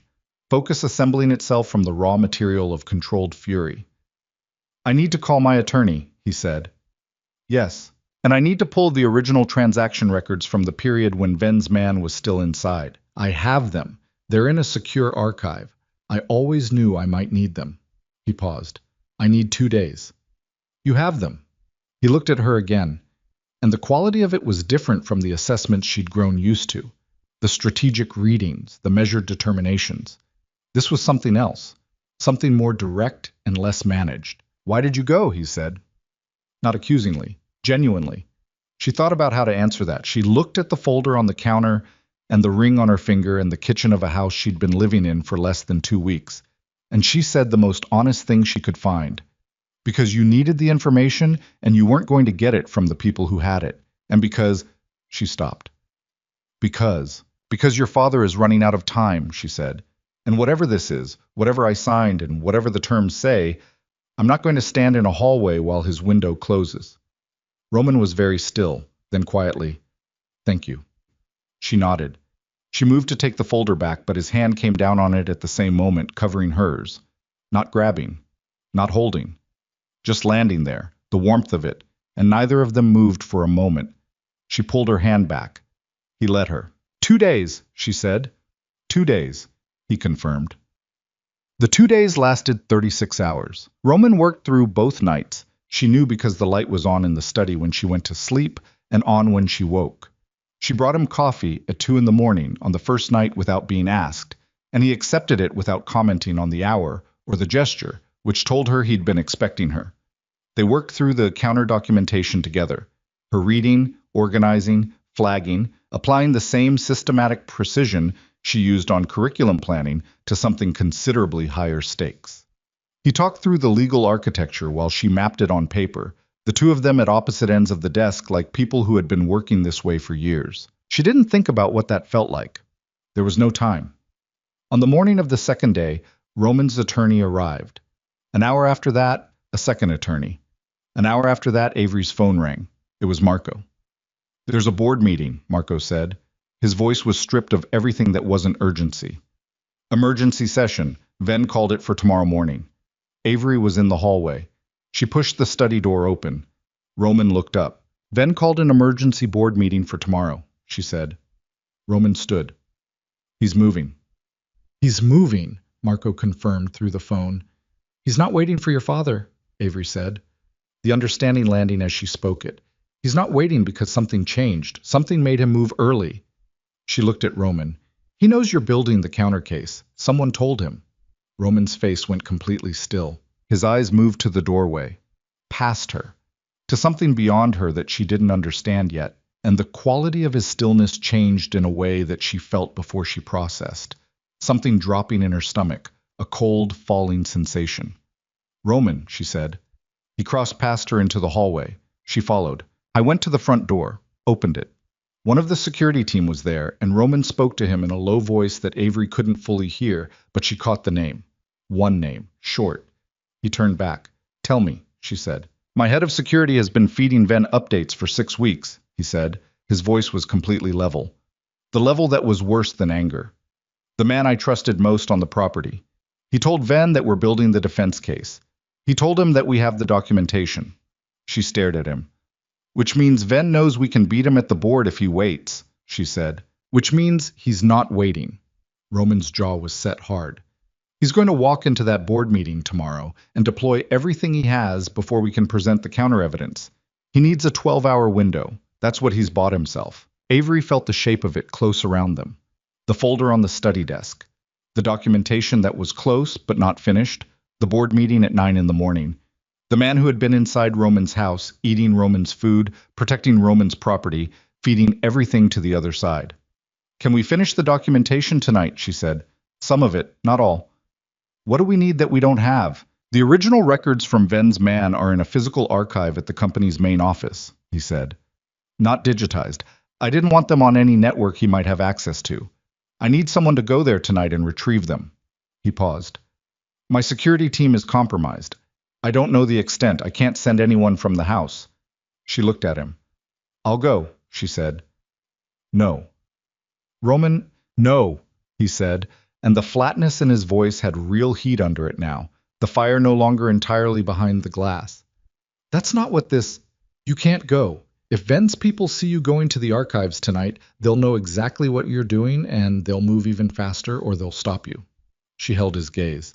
They're not watching me. They're trying to get rid of me. They're not treating me as a threat. That's an advantage, and we should use it. He looked at her for a long moment. His face was doing something she hadn't seen before.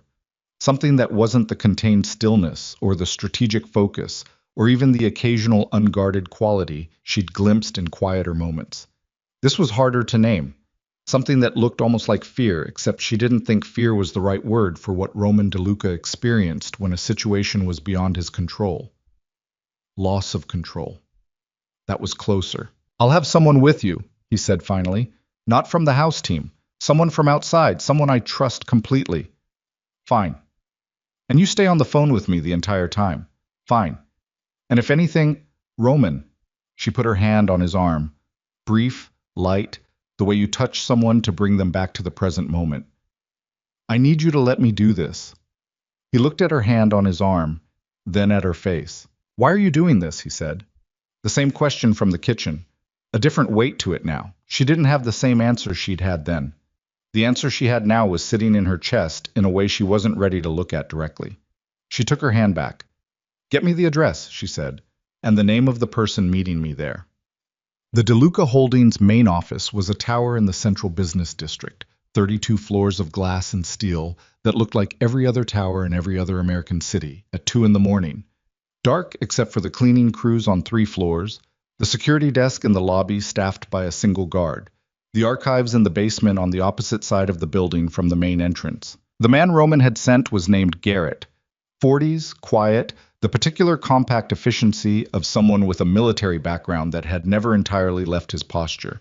He met her half a block away, handed her a key card without ceremony, and walked beside her with the specific casualness of someone who was performing casualness over a great deal of alertness. Sub-basement, he said quietly. Row 14. The files are labeled by year and transaction ID. Roman gave you the list. She had the list on her phone. She had Roman's voice in her earpiece, low and steady. She had the key card. She had the particular clarity of mind that came, she was discovering, from being in a genuinely dangerous situation, a sharpening, a narrowing, everything that wasn't immediately relevant going quiet. The lobby guard barely looked up. The elevator to the sub-basement required the key card. The archive room was cold and smelled like old paper, and the specific must of documents that had been sealed for a long time. She found row 14. She found the files. She was 3 files in, pulling what she needed, when she heard the elevator. Garrett's voice in her ear, quiet. Someone's coming down. She pulled the files faster. The elevator sound was getting louder, not stopping on another floor, coming all the way down. Avery, Roman's voice sharp. Get everything you have and move toward the emergency stairwell. Garrett knows where it is. I need 2 more. Now, Avery. She grabbed what she had. Garrett was already at her elbow, and they moved toward the far wall, towards the stairwell door, and she heard the elevator open and then voices, 2 of them, male, not the register of security guards going about routine work. And the quality of those voices told her everything she needed to know. They hit the stairwell door. The emergency exit alarm should have triggered. It didn't. Garrett had done something to the alarm panel, she realized, sometime in the last 30 seconds, without her noticing. They went up. 2 flights. 3. Emerging into a service corridor on the ground floor, Garrett steering her by the arm, moving fast without running, and then out through a service exit into the alley behind the building and into the cold Las Vegas night air. She was breathing hard. The files were clutched against her chest. She could feel her heartbeat in her hands. Roman in her ear. "Are you clear?" "Clear," Garrett said. "Avery." "I'm here," she said. Her voice came out steadier than she expected. "I have most of them, not all." A pause. "How much?" "Enough," Garrett said, looking at what she was holding. "It's enough." She stood in the alley with the files against her chest, and the cold night air on her face, and the city blazing indifferently above the roofline, and she understood with complete certainty that she had crossed something tonight that the contract did not cover.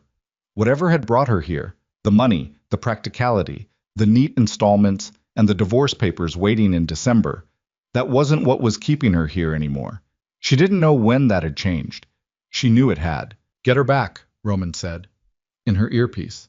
And the way he said it, the specific way, the texture of it, she heard something that she did not want to examine too closely. Not tonight, not in this alley with the files in her arms, and the adrenaline still moving through her blood. She followed Garrett back to the car. Tomorrow morning, Ven would walk into a board meeting with documentation designed to destroy Roman DeLuca. Tomorrow morning, they would walk in with something to fight back with. Whether it was enough, whether the night's work and the hours remaining between now and 9 a.m. were enough to close the gap, she didn't know. She knew she was going to find out, and she knew, with the particular clarity of someone who had just run through a darkened archive being hunted, that she was no longer running the calculation she'd been running when she signed the contract. The calculation had changed. She just hadn't decided yet what to do about that.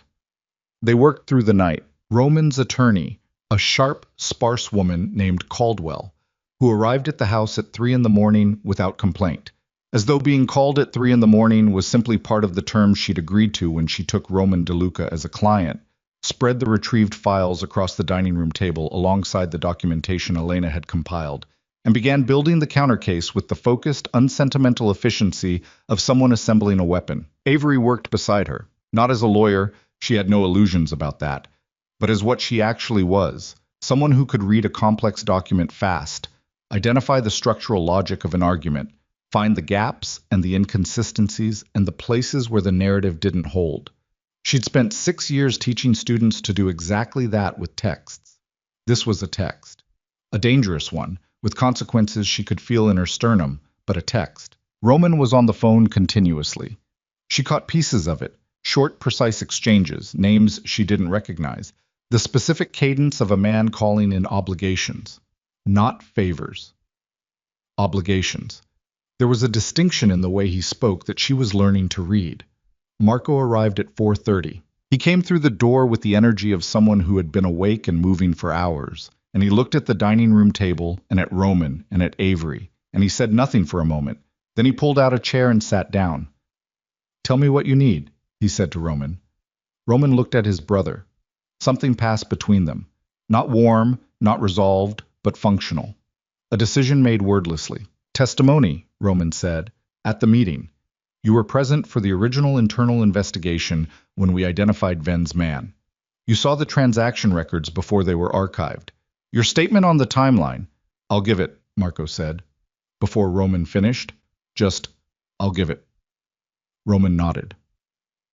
Avery watched this. The two of them. The particular texture of people who had history that was mostly difficult choosing, in a crisis, the thing underneath the difficulty. She went back to the documents.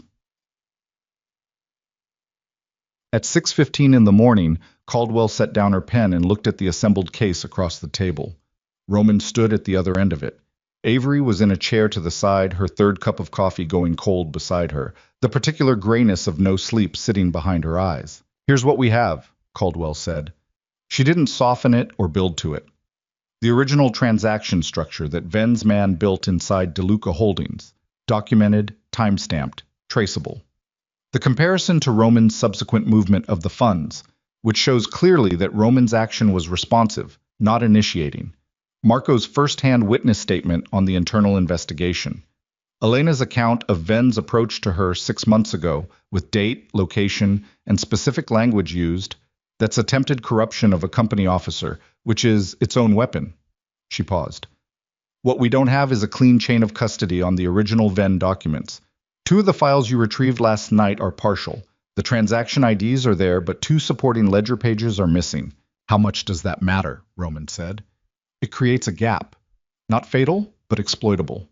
A good attorney, and Ven will have a good attorney, will spend time in that gap. She looked at him steadily. We can win this. I want to be clear about that.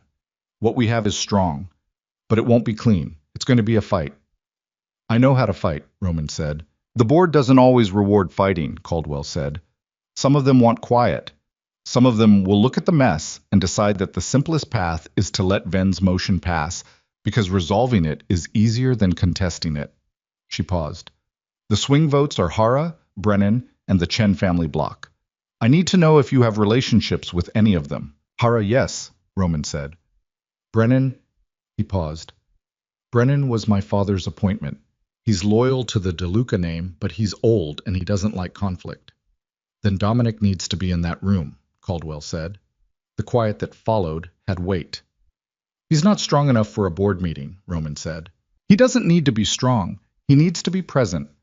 Caldwell closed her folder. A dying man in a wheelchair, still fighting for what he built. That means something to men like Brennan. It means something to the Chen block, too. You can win this on paper and still lose it in the room. You need Dominic. Roman was quiet. Avery said, He'll want to be there. Roman looked at her. I spoke to him yesterday, she said. He knows what's at stake. If you give him the choice, he'll come. She held Roman's gaze. Give him the choice. Roman picked up his phone. The call to Dominic was short. She heard Roman's side of it from the hallway. The specific quietness of a son asking his father something he didn't want to ask, the way the professional architecture in Roman's voice thinned when he was talking to the man who'd built him. She heard him say, I need you there, and she heard the pause that followed, and then she heard him say thank you with the same quiet weight he'd used with her. She went to get dressed. The navy dress was clean. She put it on because it was what she had that was appropriate, and because she'd worn it to the dinner where Dominic had decided she was real, and she understood enough about symbolism by now to know when it was useful. She looked at herself in the mirror. The ring caught the early light, dark circles under her eyes. A woman who had been awake for most of the night, running through a corporate archive and building a legal defense and drinking bad coffee, and was now preparing to walk into a boardroom where the outcome would determine the future of a man she had not planned to care about. She looked at herself for a long moment. Then she picked up her bag and went downstairs. The DeLuca Holdings boardroom occupied the top floor of the tower. The same tower, different entrance from last night, and in the sharp morning light it looked nothing like it had in the dark. Glass and clean lines and the particular impersonal authority of corporate space designed to make everyone inside it feel that the decisions made here had a specific gravity. They arrived at 8:45. Roman, Avery, Caldwell, Marco. Elena was already there. She'd come directly from arranging Dominic's transport. The room was filling, board members arriving in ones and twos, the specific energy of people who had been told a meeting was urgent and had spent the intervening hours forming hypotheses. Ven was already seated. Avery saw him clearly for the first time. Medium height, late 60s, the kind of face that had been handsome once and had aged into something that looked like authority but was actually closer to endurance. He was dressed impeccably, and he sat with the stillness of someone who had been waiting a long time and had become expert at it. When Roman entered, Ven looked at him with an expression that contained no hostility and no warmth. Pure assessment, the way you look at a problem you've been solving for 4 years and are about to resolve. His eyes moved to Avery, lingered, something in them that she read as recalibration. He hadn't expected her to be there, or he hadn't expected her to look the way she looked, present, steady, not the frightened woman who was supposed to have gone home by now. She held his gaze for 2 seconds and then looked away, deliberately, letting him draw whatever conclusion he wanted from the fact that she wasn't afraid of him. Roman put his hand at the small of her back as they moved to their seats. Not performance, or not entirely. She felt his fingers press, very slightly, and she understood it as acknowledgement. She was here. He knew she was here. She sat down. Dominic arrived at 8:58. Elena wheeled him in, and the room changed when he entered it. The way rooms change when a force of nature arrives, a redirection of attention, a realignment of the space's gravity. He was in the wheelchair and his color was not good, and his body showed the erosion of the illness. But his face was entirely his. His eyes swept the room with a speed and precision that had nothing diminished in them, cataloging, assessing, landing on each person long enough to let them know they'd been seen. They landed on Ven. Ven's expression didn't change, but something happened in his posture, a micro-adjustment, almost imperceptible. Dominic moved past him without acknowledgement. Elena positioned him at the head of the table. The meeting was called to order. Ven's attorney was named Price, and he was exactly what Caldwell had said he would be. Good. He laid out the case against Roman methodically and without theatrics, which was more effective than theatrics. The documentation. The transaction records. The timeline that showed, in isolation, a DeLuca executive moving $11 million from a company account into an offshore structure with no board authorization, no disclosure, no traceable business purpose. He used words like fiduciary breach and misappropriation with the calm of someone reading a grocery list, and he watched the board members' faces while he said them with the focus of a man who had done this before and knew exactly which words landed where. Avery watched Brennan, old, white-haired, hands folded on the table, face carefully neutral. Hara was unreadable. The Chen block, two brothers in their 50s, exchanged a glance during the transaction timeline that she clocked without being able to interpret. Price finished. He sat down. Caldwell stood. She was quieter than Price and more precise, and she built the counter case the way Avery had watched her build it overnight, structurally, starting from the foundation. The original transaction architecture, the internal investigation, the timeline that preceded Roman's movement of the funds.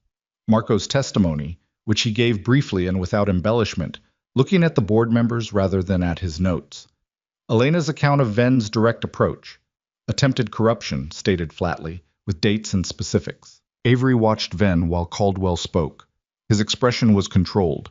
His attorney whispered something to him at the point where Elena's testimony was introduced, and Ven's hand on the table moved, a small thing, his fingers pressed against the surface and then released.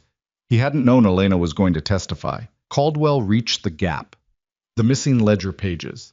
She addressed it directly rather than avoiding it, a better strategy. Avery had argued at 4 a.m, because the gap was going to be found regardless, and addressing it yourself controlled the framing. She characterized it as an incompleteness in the available documentation that in no way altered the established timeline or diminished the substantive counter-evidence. Price was on his feet before she finished. The incomplete documentation goes to the heart of the defense's case. The documentation is incomplete because the original records were archived under physical security specifically to prevent their alteration or destruction, Caldwell said. She didn't raise her voice. A precaution that, given the events of last night, when two individuals were found accessing the archive after hours, appears to have been well-founded. The room shifted. Price went still. Last night, Caldwell continued, addressing the board rather than Ven's attorney, the DeLuca Holdings archive was accessed by individuals whose identification is currently being reviewed by building security and law enforcement. The nature of that access, combined with the timing of this emergency board meeting called less than 12 hours later, raises significant questions about the provenance of the documentation Mr. Ven's representatives have presented today. She paused. We are formally requesting that this board table any vote pending an independent verification of the chain of custody on all submitted documents. The room was very quiet. Ven said for the first time, "That's a delay tactic." "It's a legal request," Caldwell said, "which the board's own charter requires them to consider." Brennan spoke. His voice was old but still had iron in it. "Dominic," he looked at the head of the table, "you've heard both sides. What do you say?" The room turned. Dominic DeLuca had been still through all of it, present, watching, conserving what he had. Now he straightened in the chair. It cost him something physically. Avery saw it in the tightening around his eyes, quickly controlled. "I say that I built this company over 40 years, he said. His voice was not loud, but it carried the room without effort, the acoustic confidence of a man who had spoken in this room more times than anyone else at the table. "I know every decision that has been made in it. I know my son. I know the man across this table." He looked at Ven with the specific quality of a man who has nothing left to perform. Marcus has been waiting for me to die since I got the diagnosis. I have no objection to that. It's rational.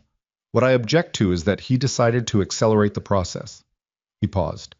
This board has my full testimony in writing, filed with Caldwell this morning, on everything you've heard today. My testimony while I am still legally and mentally competent to give it. He looked at Brennan. You asked what I say. I say table the vote. Verify the documents. Let the truth take the time it needs. Brennan nodded. Once. Slowly. The vote to table was 6-3.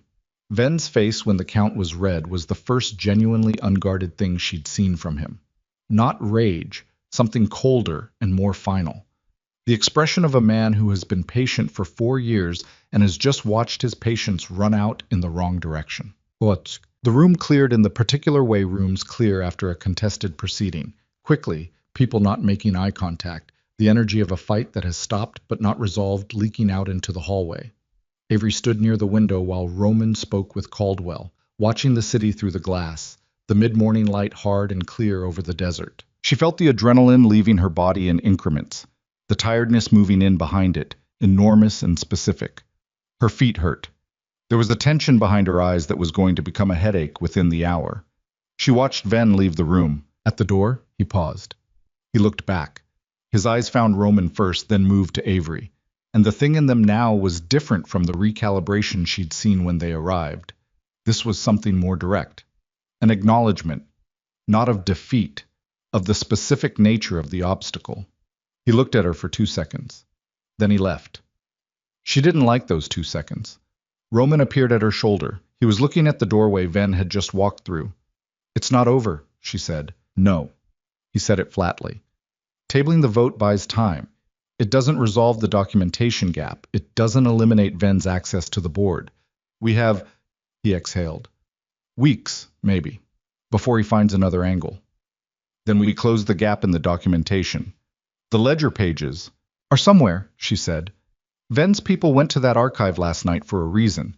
If they were going to destroy the pages, they'd have done it before he filed the documentation, not after we were already building the counter case. She looked at Roman. They took them, or they moved them, which means they exist. He was watching her. You think like this naturally, he said. The way you... He stopped. I've been doing it all night, she said. I'm tired. So am I. They stood together at the window for a moment. The city below, indifferent and bright. She was aware of him beside her, the specific warmth of proximity after 20-some hours of working alongside each other, the closeness that accrued without announcement. Your father, she said. Elena's taking him home. He's... Roman stopped. He pushed himself hard today. He'll need... He stopped again. She looked at him. The specific quality of his stillness right now was different from all the other versions she'd cataloged. Not management, not strategy. Something raw and held, the way grief is held when there isn't time for it yet. She didn't say anything. She didn't have words that would help. She just stayed where she was, which was beside him, and let that be what it was. After a moment, he said, Thank you for last night, for going to the archive. I got what we needed. You didn't have to... Roman, she said it gently. Stop thanking me for things I chose to do. He looked at her. The morning light was hard and clear, and it hit his face without the softening of the house's warm lamps. And she saw the tiredness in him. Real tiredness, not the managed version, the kind that gets into the lines around a person's eyes and makes them look like who they actually are. She thought about Dominic saying, Roman hasn't been happy in a long time. She thought about this contract, December, the divorce papers. She looked away. Marco appeared from across the room. He stopped a few feet away and looked between them with an expression that was not the calculated assessment of his first visit. Something quieter, more considered. It holds for now, he said to Roman. For now, Roman agreed. Marco looked at Avery. You were at that archive last night, he said. Not a question. Yes. I was quiet for a moment. Then, those files don't leave this building without someone noticing. Ven's people, they weren't just in the archive. They had copies made somewhere in the building. There's a secondary server room on the 14th floor that isn't on the official building manifest. He paused. I found out about it 6 months ago, and I didn't tell Roman because I wasn't sure whose side I was on yet. He held Roman's gaze. I'm telling you now. Roman looked at his brother for a long moment. 14, he said. 14, Marco confirmed. Roman turned to Avery, the particular directness of him when a decision had been made.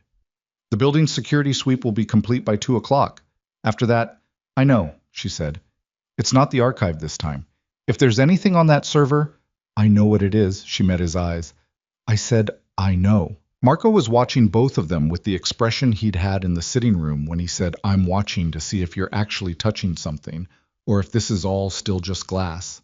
She felt his attention but didn't address it. 2 o'clock, she said to Roman. Where do you need me? He looked at her for a moment. Then his phone rang. He looked at the screen. Something changed in his face. Immediate, abrupt, a shift so sharp she felt it before she understood it. He picked up. He listened for 4 seconds. When he lowered the phone, his face was the flattest she'd seen it. Beyond the boardroom flat, beyond the night of the text flat. Something that had gone past control into a place that didn't need control, because everything else had gone very, very still. What? She said. My father, he said. He collapsed in the car. Marco made a sound, not a word. Something that came from somewhere before words. He's alive, Roman said quickly. He's en route to Desert Valley. Elena's with him. He was already moving toward the door. He pushed too hard today. Avery grabbed her bag and followed without being asked. Marco was already through the door ahead of them both, moving with a speed that stripped away everything that wasn't the essential thing, the same essential thing for both of them, the one thing beneath the company and the board and the years of difficult distance. The elevator took too long. Roman stood in it and stared at the descending numbers, and his hands at his sides were very still. And she stood beside him, and she thought about December and contracts and divorce papers, and she thought about the specific feeling of his hand covering hers on the folder in the kitchen, and she thought about Dominic saying, I can see the difference, and she thought about sad eyes and choosing, and the space between what you signed up for and what you're actually in. The elevator opened. They ran. On. Desert Valley Medical Center had the particular quality of all hospitals.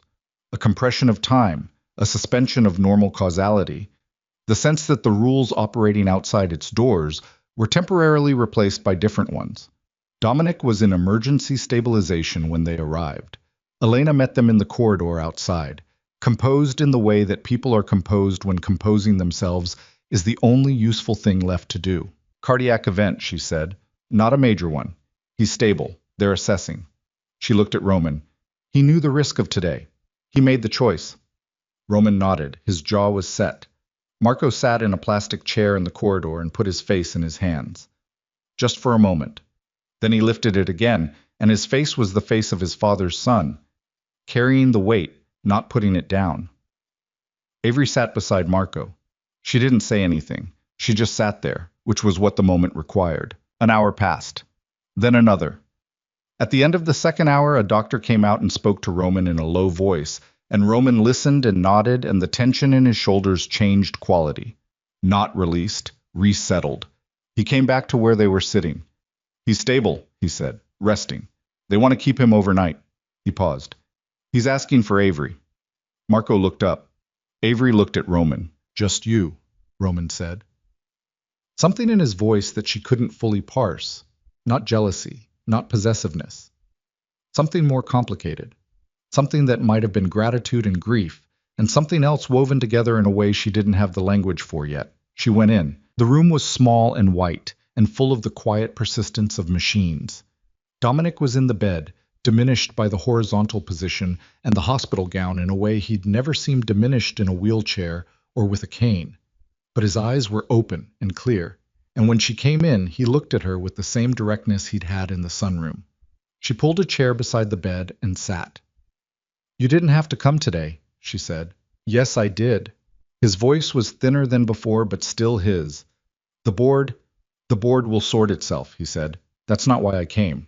He looked at her steadily. I came because Roman needed to see me there, not for the votes. For him. A pause. He stopped asking me for things when he was about 12 years old. He decided he had to handle everything alone. He looked at the ceiling for a moment. I let him. I told myself it was strength. It was a failure. She didn't answer. He won't ask you to stay, Dominic said. When December comes, he'll hold the contract like a point of honor. He won't ask you for more than you agreed to. He turned his head and looked at her. I'm asking you not to wait for him to ask. She sat with that. You're a dying man asking me to make a permanent decision from inside a 2-week arrangement, she said. Not harshly, just accurately. Yes, he said. I am. A small, exhausted approximation of a smile. Do you think I have the patience for the long approach right now? She almost laughed. I know what I see, he said. I've been watching people my whole life. It's the one skill the illness hasn't touched. He closed his eyes briefly. Don't decide now, but don't let the contract decide for you either. She sat with him until he slept. When she came back into the corridor, Roman was standing at the window at the far end, looking out. Marco was on the phone nearby, voice low. The hallway had the long fluorescent stretch of all hospital hallways, the particular loneliness of them. She walked to Roman. He turned when he heard her. He's sleeping, she said. He's okay. Roman nodded. He looked back at the window. Outside, the desert afternoon was enormous and bright, the city spread out under it in the particular flat endlessness of Las Vegas, everything blazing and temporary at once. The server room, he said. On 14. I know. We need those records before Ven finds another way to deploy what he has. He turned. His face was tired, genuinely, deeply tired in the way that no amount of control could fully contain right now. The tiredness of a man who had been running at maximum for days, who had watched his father be wheeled into an emergency room an hour ago, who was still calculating the next move because stopping to not calculate was something he had trained himself out of entirely. She looked at him. She thought about what Dominic had said. He'll hold the contract like a point of honor. She thought about December. She thought about the ring. The stupid, real, expensive ring that had started all of this with a question she'd apparently asked a sober stranger at midnight in Las Vegas, and she thought about what he'd said when she asked him why he'd said yes. Because no one had been accurate about me in a long time. After we get the records, she said, after the documentation is complete and the gap is closed and Ven can't move anymore. She stopped, chose the next words carefully. We need to talk. He looked at her. About December. About a lot of things. He was quiet for a moment, then, after. After, she agreed. His phone rang again. He looked at the screen, Caldwell, this time, and answered it, and she watched his face change as he listened, the tiredness pulling back under the professional architecture, the machinery reassembling itself because the situation required it. She stood in the hospital corridor and watched him, and understood with complete and unambiguous clarity that she was in love with a man she'd accidentally married in Las Vegas 3 weeks ago, and that the worst possible time to realize this was in a hospital hallway 40 minutes before they were supposed to go retrieve evidence from an unauthorized server room in a building where people had already been sent to stop them once. She understood it, and she set it aside because there was no other option. Roman lowered the phone. Ven knows about the server room, he said. Caldwell got it from a source on the building's management team. He's sending people there tonight to wipe it. She looked at him. How long do we have? She said. 4 hours. Maybe 5. She nodded. Her bag was on her shoulder. Her feet still hurt. The headache had arrived on schedule behind her eyes, and the adrenaline was metabolizing unevenly, and she was running on no sleep and hospital coffee, and something that was not going to let her stop. Then we need to go, she said. Roman looked at her. Really looked. The way he did when the strategic calculation was done, and what remained was just him looking at her. And for a moment the hospital hallway was quiet, and the city blazed on outside, and the machines in Dominic's room kept their quiet vigil, and everything that was going to happen next was waiting just past the edge of the next decision. You don't have to, he started. Roman, she said. He stopped. I know I don't have to, she said. She walked toward the elevator. After a beat, she heard his footsteps behind her. The 14th floor server room was not on any official building schematic. Garrett found it anyway, because Garrett was the kind of man who found things that weren't supposed to be found, and he met them in the parking structure at 6:40 with a floor plan he'd drawn from memory on a folded piece of paper and the expression of someone who had assessed the situation and arrived at a number he wasn't entirely comfortable with. 3-hour window before Ven's people arrive, if Caldwell's source is accurate, he said. Building security does a sweep at 9. The room is behind the secondary HVAC corridor on the north side of 14. Access requires a keycard that doesn't exist in the building's official system. He paused. Which means whoever set it up had help from inside building management. probably going back years. Roman looked at the floor plan. Who's on the 14th floor legitimately? 3 tenant companies, all small, all quiet. One of them, a logistics consulting firm, has been there for 8 years and has a lease that renews automatically. Garrett folded the paper. DeLuca Holdings acquired the building 6 years ago. The logistics firm predates your ownership.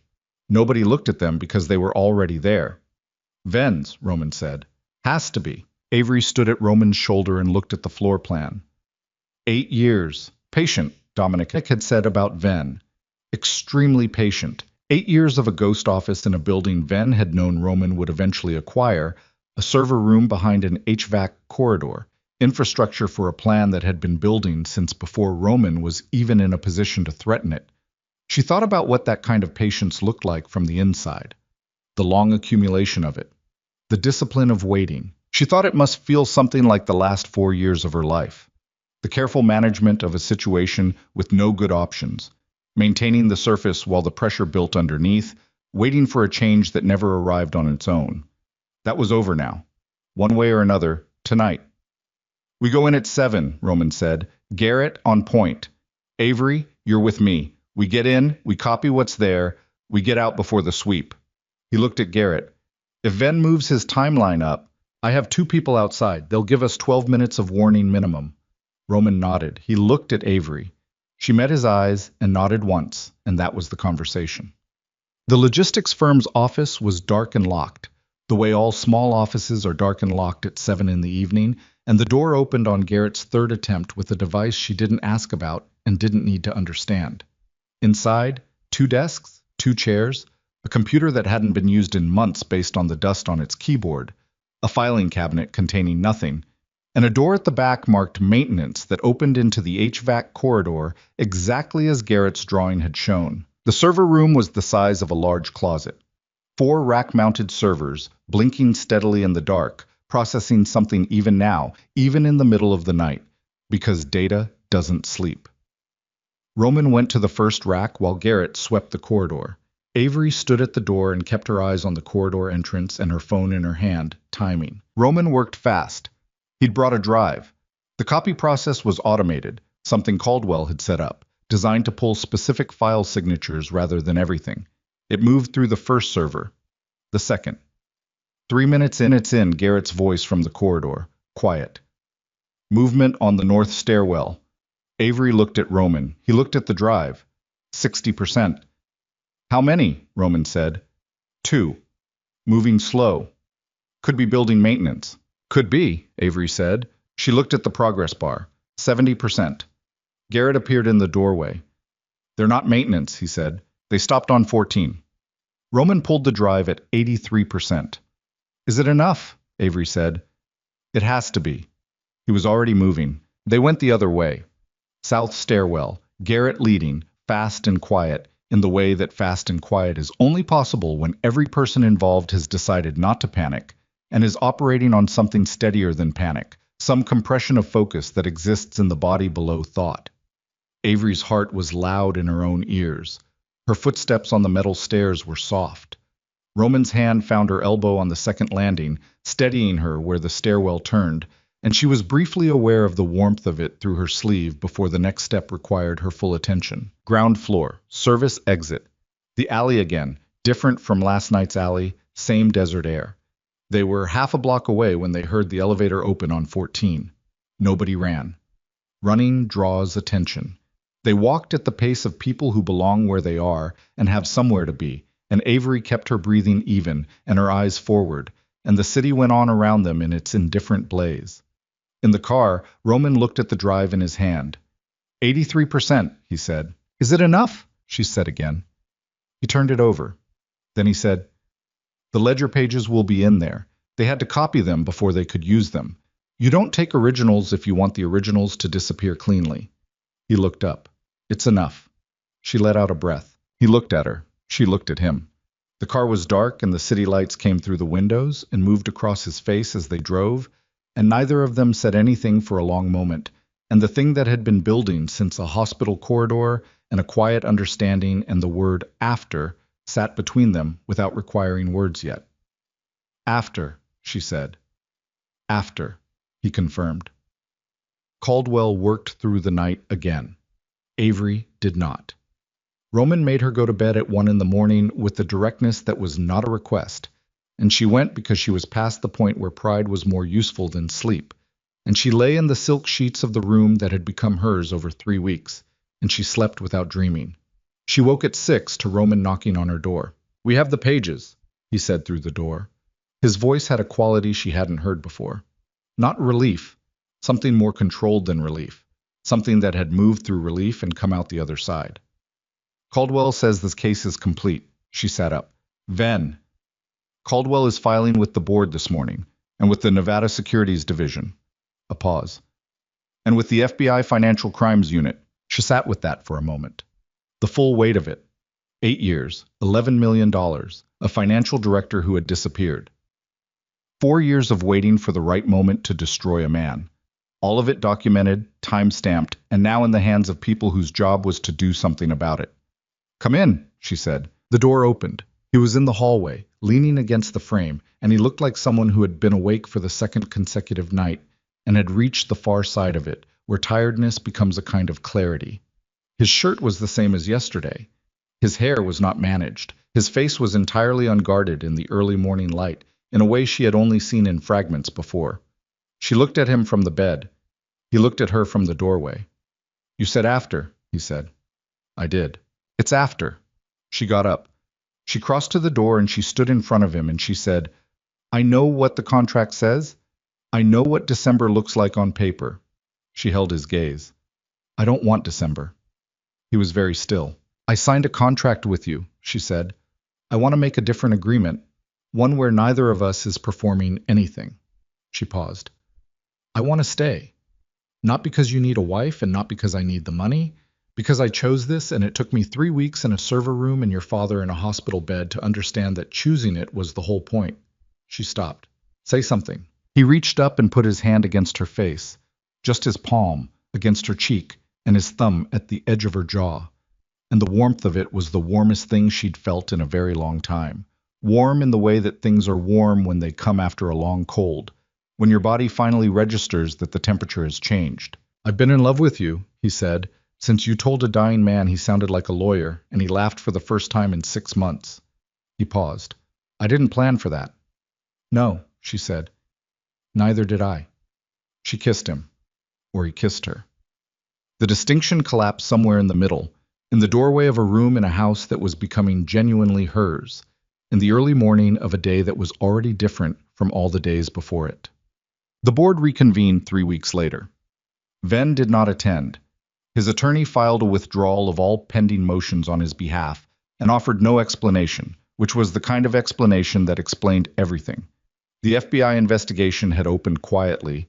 It would proceed slowly, the way those investigations always did, grinding forward with the institutional patience of something that did not need to hurry because the outcome was already determined. 2 of the 3 board members who had supported Ven's coalition resigned in the intervening weeks. The Chen bloc, it turned out, had voted to table not because they were undecided, but because they had known something was wrong with Ven's documentation and had wanted time to confirm it. Victor Chen, the elder brother, told Roman this over a lunch that Avery attended at Roman's request, and he said it with the directness of a man who had been in business long enough to know when to back a position and when to step back from one. "Your father built something worth protecting," Victor said. He looked at Avery when he said it. "It helps to have people around you who understand that." After the lunch, walking back through the building's lobby, Roman said, "Hara voted to table because of you." "What?" "Hara told me afterward. He said the woman at the table looked like she believed what she was there for." He glanced at her sidelong. He said it settled something for him. She thought about that, about the navy dress and the diamond ring and showing up in a boardroom on no sleep, because she'd decided that the thing she was protecting was worth protecting. "I did believe it," she said. He took her hand. The ring caught the lobby light. Dominic came home from Desert Valley 4 days after the cardiac event, who was thinner and slower, and he required more assistance than he had before.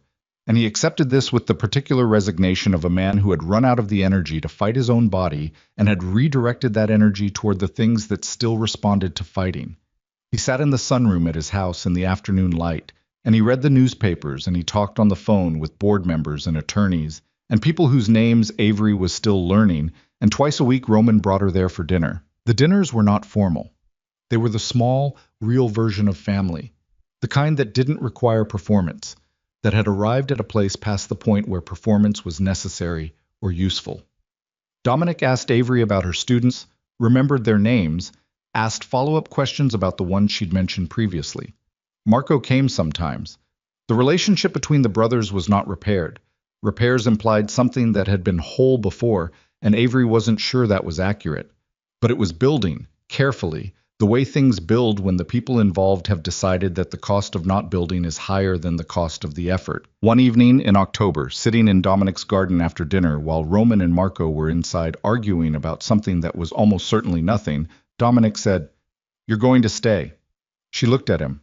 The garden was warm with the last of the desert heat, the light going amber and long. He was in the wheelchair with a blanket across his lap, looking at the roses he'd grown since his wife had died, because she'd loved them and he'd never stopped tending them. "Yes," she said. He nodded, once, like it confirmed something he'd known for a while and had simply been waiting to hear said aloud. "He'll be different," Dominic said. "He already is. You won't always recognize the change as change. It'll look like ordinary things. Him being home earlier, him reading in the kitchen instead of the study, him talking about the future in a way that isn't just strategic." He paused. "Those are the things that matter, not the grand gestures." She thought about this kitchen island, the Broken Spine novels, the coffee he'd made for her on the first morning, black, because he'd paid attention. "I know," she said. "Good," he said. "That's good. Awesome." She called Dana in early November. Not a crisis call, not an update call, just a call, the kind she'd been making to Dana since they were 19 years old in the same dormitory, the kind that didn't require a reason. Dana listened while she talked about the board, about Ven's investigation, about Dominic's garden and Marco's slow reconstruction, and the server room and the archive and all the pieces she hadn't been able to tell while they were still in motion. She talked for a long time. Dana let her. "So," Dana said when she finished, "you're staying." "I'm staying. In Las Vegas. For now. Eventually." She paused. "We haven't mapped everything out yet. I'm going back to teaching in January. There are schools here." A beat. Then, "Avery?" "What?" "You sound happy." A pause. "I don't mean that as a question. I mean it as a statement. You sound like yourself except also happy, which is a version of you I haven't heard in a while." She looked out the window of the room that was hers, the enormous bed, the expensive ceiling, the Las Vegas skyline beyond the glass, all of it familiar now in the way that places become familiar when you stop marking time in them and start living. "I didn't plan for this," she said. "Nobody plans for the real thing," Dana said. "That's how you know." Dominic DeLuca died on a Wednesday in late November. It was early morning, the quiet end of a night that had been peaceful, Elena present, Roman and Marco both there, by the time it happened, because Elena had called them at 3 in the morning with a certainty that turned out to be accurate. Avery was there too, sitting in the hallway outside the room, not inside because that space belonged to his sons, but present because presence was what she could offer, and it was not nothing. She heard Marco cry. A single sound, low and brief, the kind that escapes when everything held breaks at once, and then quiet. She heard Roman's silence, which was longer and said more. When he came out of the room, she stood up. He looked at her, and she opened her arms and he came into them without hesitation, without the managed stillness, without the glass. He put his face against the side of her head and he breathed, and she held on, and the hallway was quiet, and the morning was gray outside the narrow window, and the machines in the room had gone silent. She held on for a long time. He didn't cry. She had the sense he might, later, in private, in the way that people cry who have learned to do it alone. She didn't try to access that. She just held the weight of him and let the morning be what it was. "He knew," she said quietly, into his hair. He knew everything he needed to know. Roman was still for a moment. Then, "I know," he said. His voice was rough and real. "I know he did." The funeral was private. The public memorial 2 weeks later was not. It was the kind of event that Dominic would have found excessive and would have attended anyway, because he understood that some things are performed not for the person being honored, but for the community doing the honoring. Roman stood through it with the particular bearing of a man who had been prepared for this, and was still not prepared, which is the only way anyone is ever prepared for grief. Avery stood beside him. She wore black and she held his hand and she did not perform anything. She was just there, which was what she had become. Someone who was just there. Marco gave the remarks.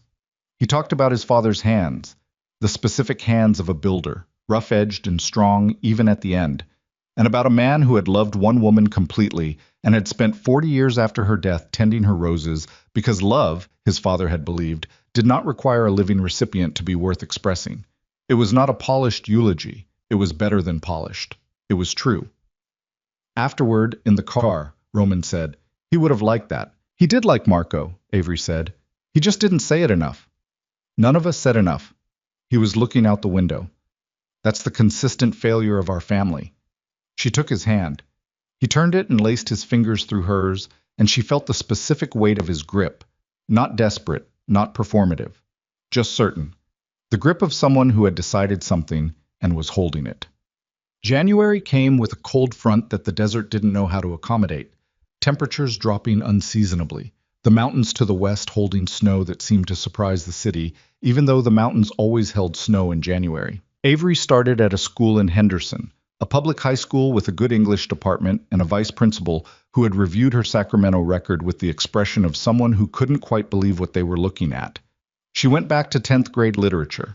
She went back to the 40-minute periods and the chairs that scraped on linoleum and the particular smell of classrooms that had held 100 different students and retained something of all of them. She went back to standing in front of rooms full of people who were hoping she'd stumble and finding that she didn't. The first week, a student asked her if she was married. The way 10th graders ask, direct, without context, the random targeting of adolescent social curiosity. She looked at the ring, at the diamond that had started everything, that she still wore not because of what it had meant at the beginning, but because of what it meant now. Yes, she said. Is he nice? The student said. She thought about Roman in the kitchen at 2 a.m. with coffee he'd made without being asked. About the Broken Spine novels and the garden at Dominic's house, and a man crying in a hospital corridor with his face in his hands for one unguarded moment before reassembling himself. About a hand on her cheek in a doorway in the early morning and the word after holding the weight of everything they hadn't said yet. He's complicated, she said. But yes, he's nice. They renewed their vows in April. Not because the original ceremony had been meaningless, it had meant something, even drunk. Even at midnight in a chapel with a man named Gerald in a bolo tie, in the way that all true things mean something regardless of the conditions of their arrival, but because they wanted words spoken deliberately, words chosen rather than fallen into. It was small. Marco. Dana, who flew in from Sacramento with an expression of complete vindication that she had the grace not to state explicitly. Elena, who stood in the back row and wept with the composure of someone who did not intend to weep, and had decided to accept it anyway. A handful of people who had known Dominic, who had known Roman long enough to understand what the change in him represented. No officiant with a bolo tie this time. A civil ceremony. A judge who was someone Dominic had known, who performed it with the brevity appropriate to a moment that didn't need embellishment. Roman's vows were short. He had written them himself, which she knew because the handwriting on the card he held was his, sharp, precise. The handwriting of someone who had taught himself not to be sloppy with anything. He said, I was honest with you about what I needed before I was honest with myself about what I wanted. You stayed anyway. Everything that follows is because you stayed. She had written hers in the guest room the night before while he was asleep, sitting on the bed in the lamplight with a legal pad, drafting and crossing out and drafting again the way she drafted lesson plans, trying to find the language that was accurate without being precious. She said, I came here for practical reasons. I stayed for true ones. I have been trying to find the right language for the difference, and the closest I can get is this. Practical reasons ask what something costs. True ones ask what it's worth. You are worth more than anything I calculated when I signed my name the first time. I know that now. I'm signing it again, Dana cried, audibly. She didn't try to stop herself. Time moved the way it moves after the storm. Not quickly, not dramatically, but with the accumulating weight of days that become a life. The Venn investigation closed 18 months later with a federal indictment on 4 counts, 2 of which resulted in convictions. Marcus Venn's carefully patient 8-year project ended in a courtroom in the most prosaic way that large schemes end: paperwork, testimony, a jury's attention. The man who had waited years to destroy Roman DeLuca was destroyed by the evidence he had created himself. Roman transitioned the holding company. Not entirely. The architecture of what Dominic had built was too dense for a clean transformation, and Roman was not a man who did things that required him to lie to himself about what they were. But he rebuilt the edges of it. He shed the relationships that required the most darkness to maintain. He brought in partners who operated in light. It was a years-long process, grinding and imperfect and real, and he did it with the same patience he brought to everything, except that this time the patience had a direction, a point it was moving toward. He tended Dominic's roses.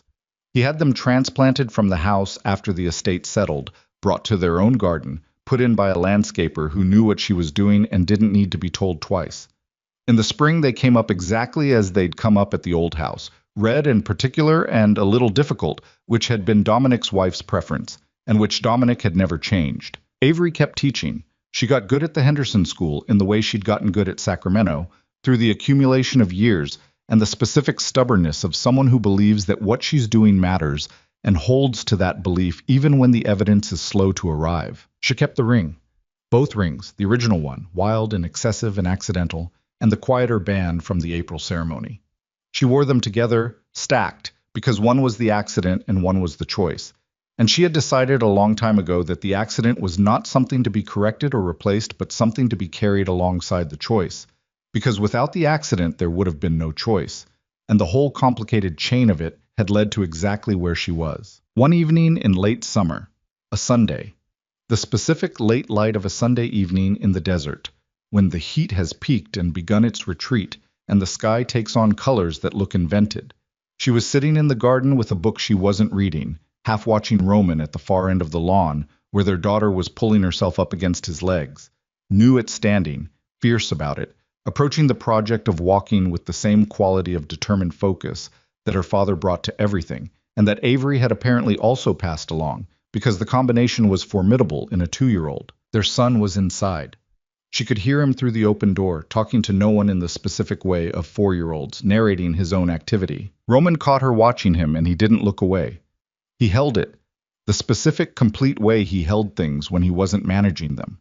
And in the distance between them, across the summer garden, with the roses at the far wall and the sky going colors that looked invented, she felt the things she had felt in a hospital corridor and a server room and a boardroom and a Las Vegas bedroom on a morning she had woken up not knowing where she was. Chosen, not fallen into, not contracted, not convenient or practical or a solution to a solvable problem. Chosen, which was different from all of those things, which was the only thing that, at the end, was worth the name. Roman set their daughter on her feet and pointed her in Avery's direction, and she took 3 wobbling steps and sat down abruptly on the grass, and looked at her own hands with an expression of magnificent indignation, and Roman laughed, a real laugh, the kind that had been rare and was becoming less rare, the kind that meant what it sounded like. Avery set down the book. She went to them. The desert evening came down around them, warm and enormous, and the city blazed somewhere beyond the garden walls, and the roses held the last of the light in the way that red things hold light, briefly, completely, before the dark. Some stories begin with the worst decision of your life. Some of them, not all, not most, but some, are honest enough to become something else entirely. And the something else is not what you planned. It is better than what you planned, because you didn't plan it at all. You just chose it, one morning at a time, until choosing it became the thing you were made of. That is the whole of it. That is enough.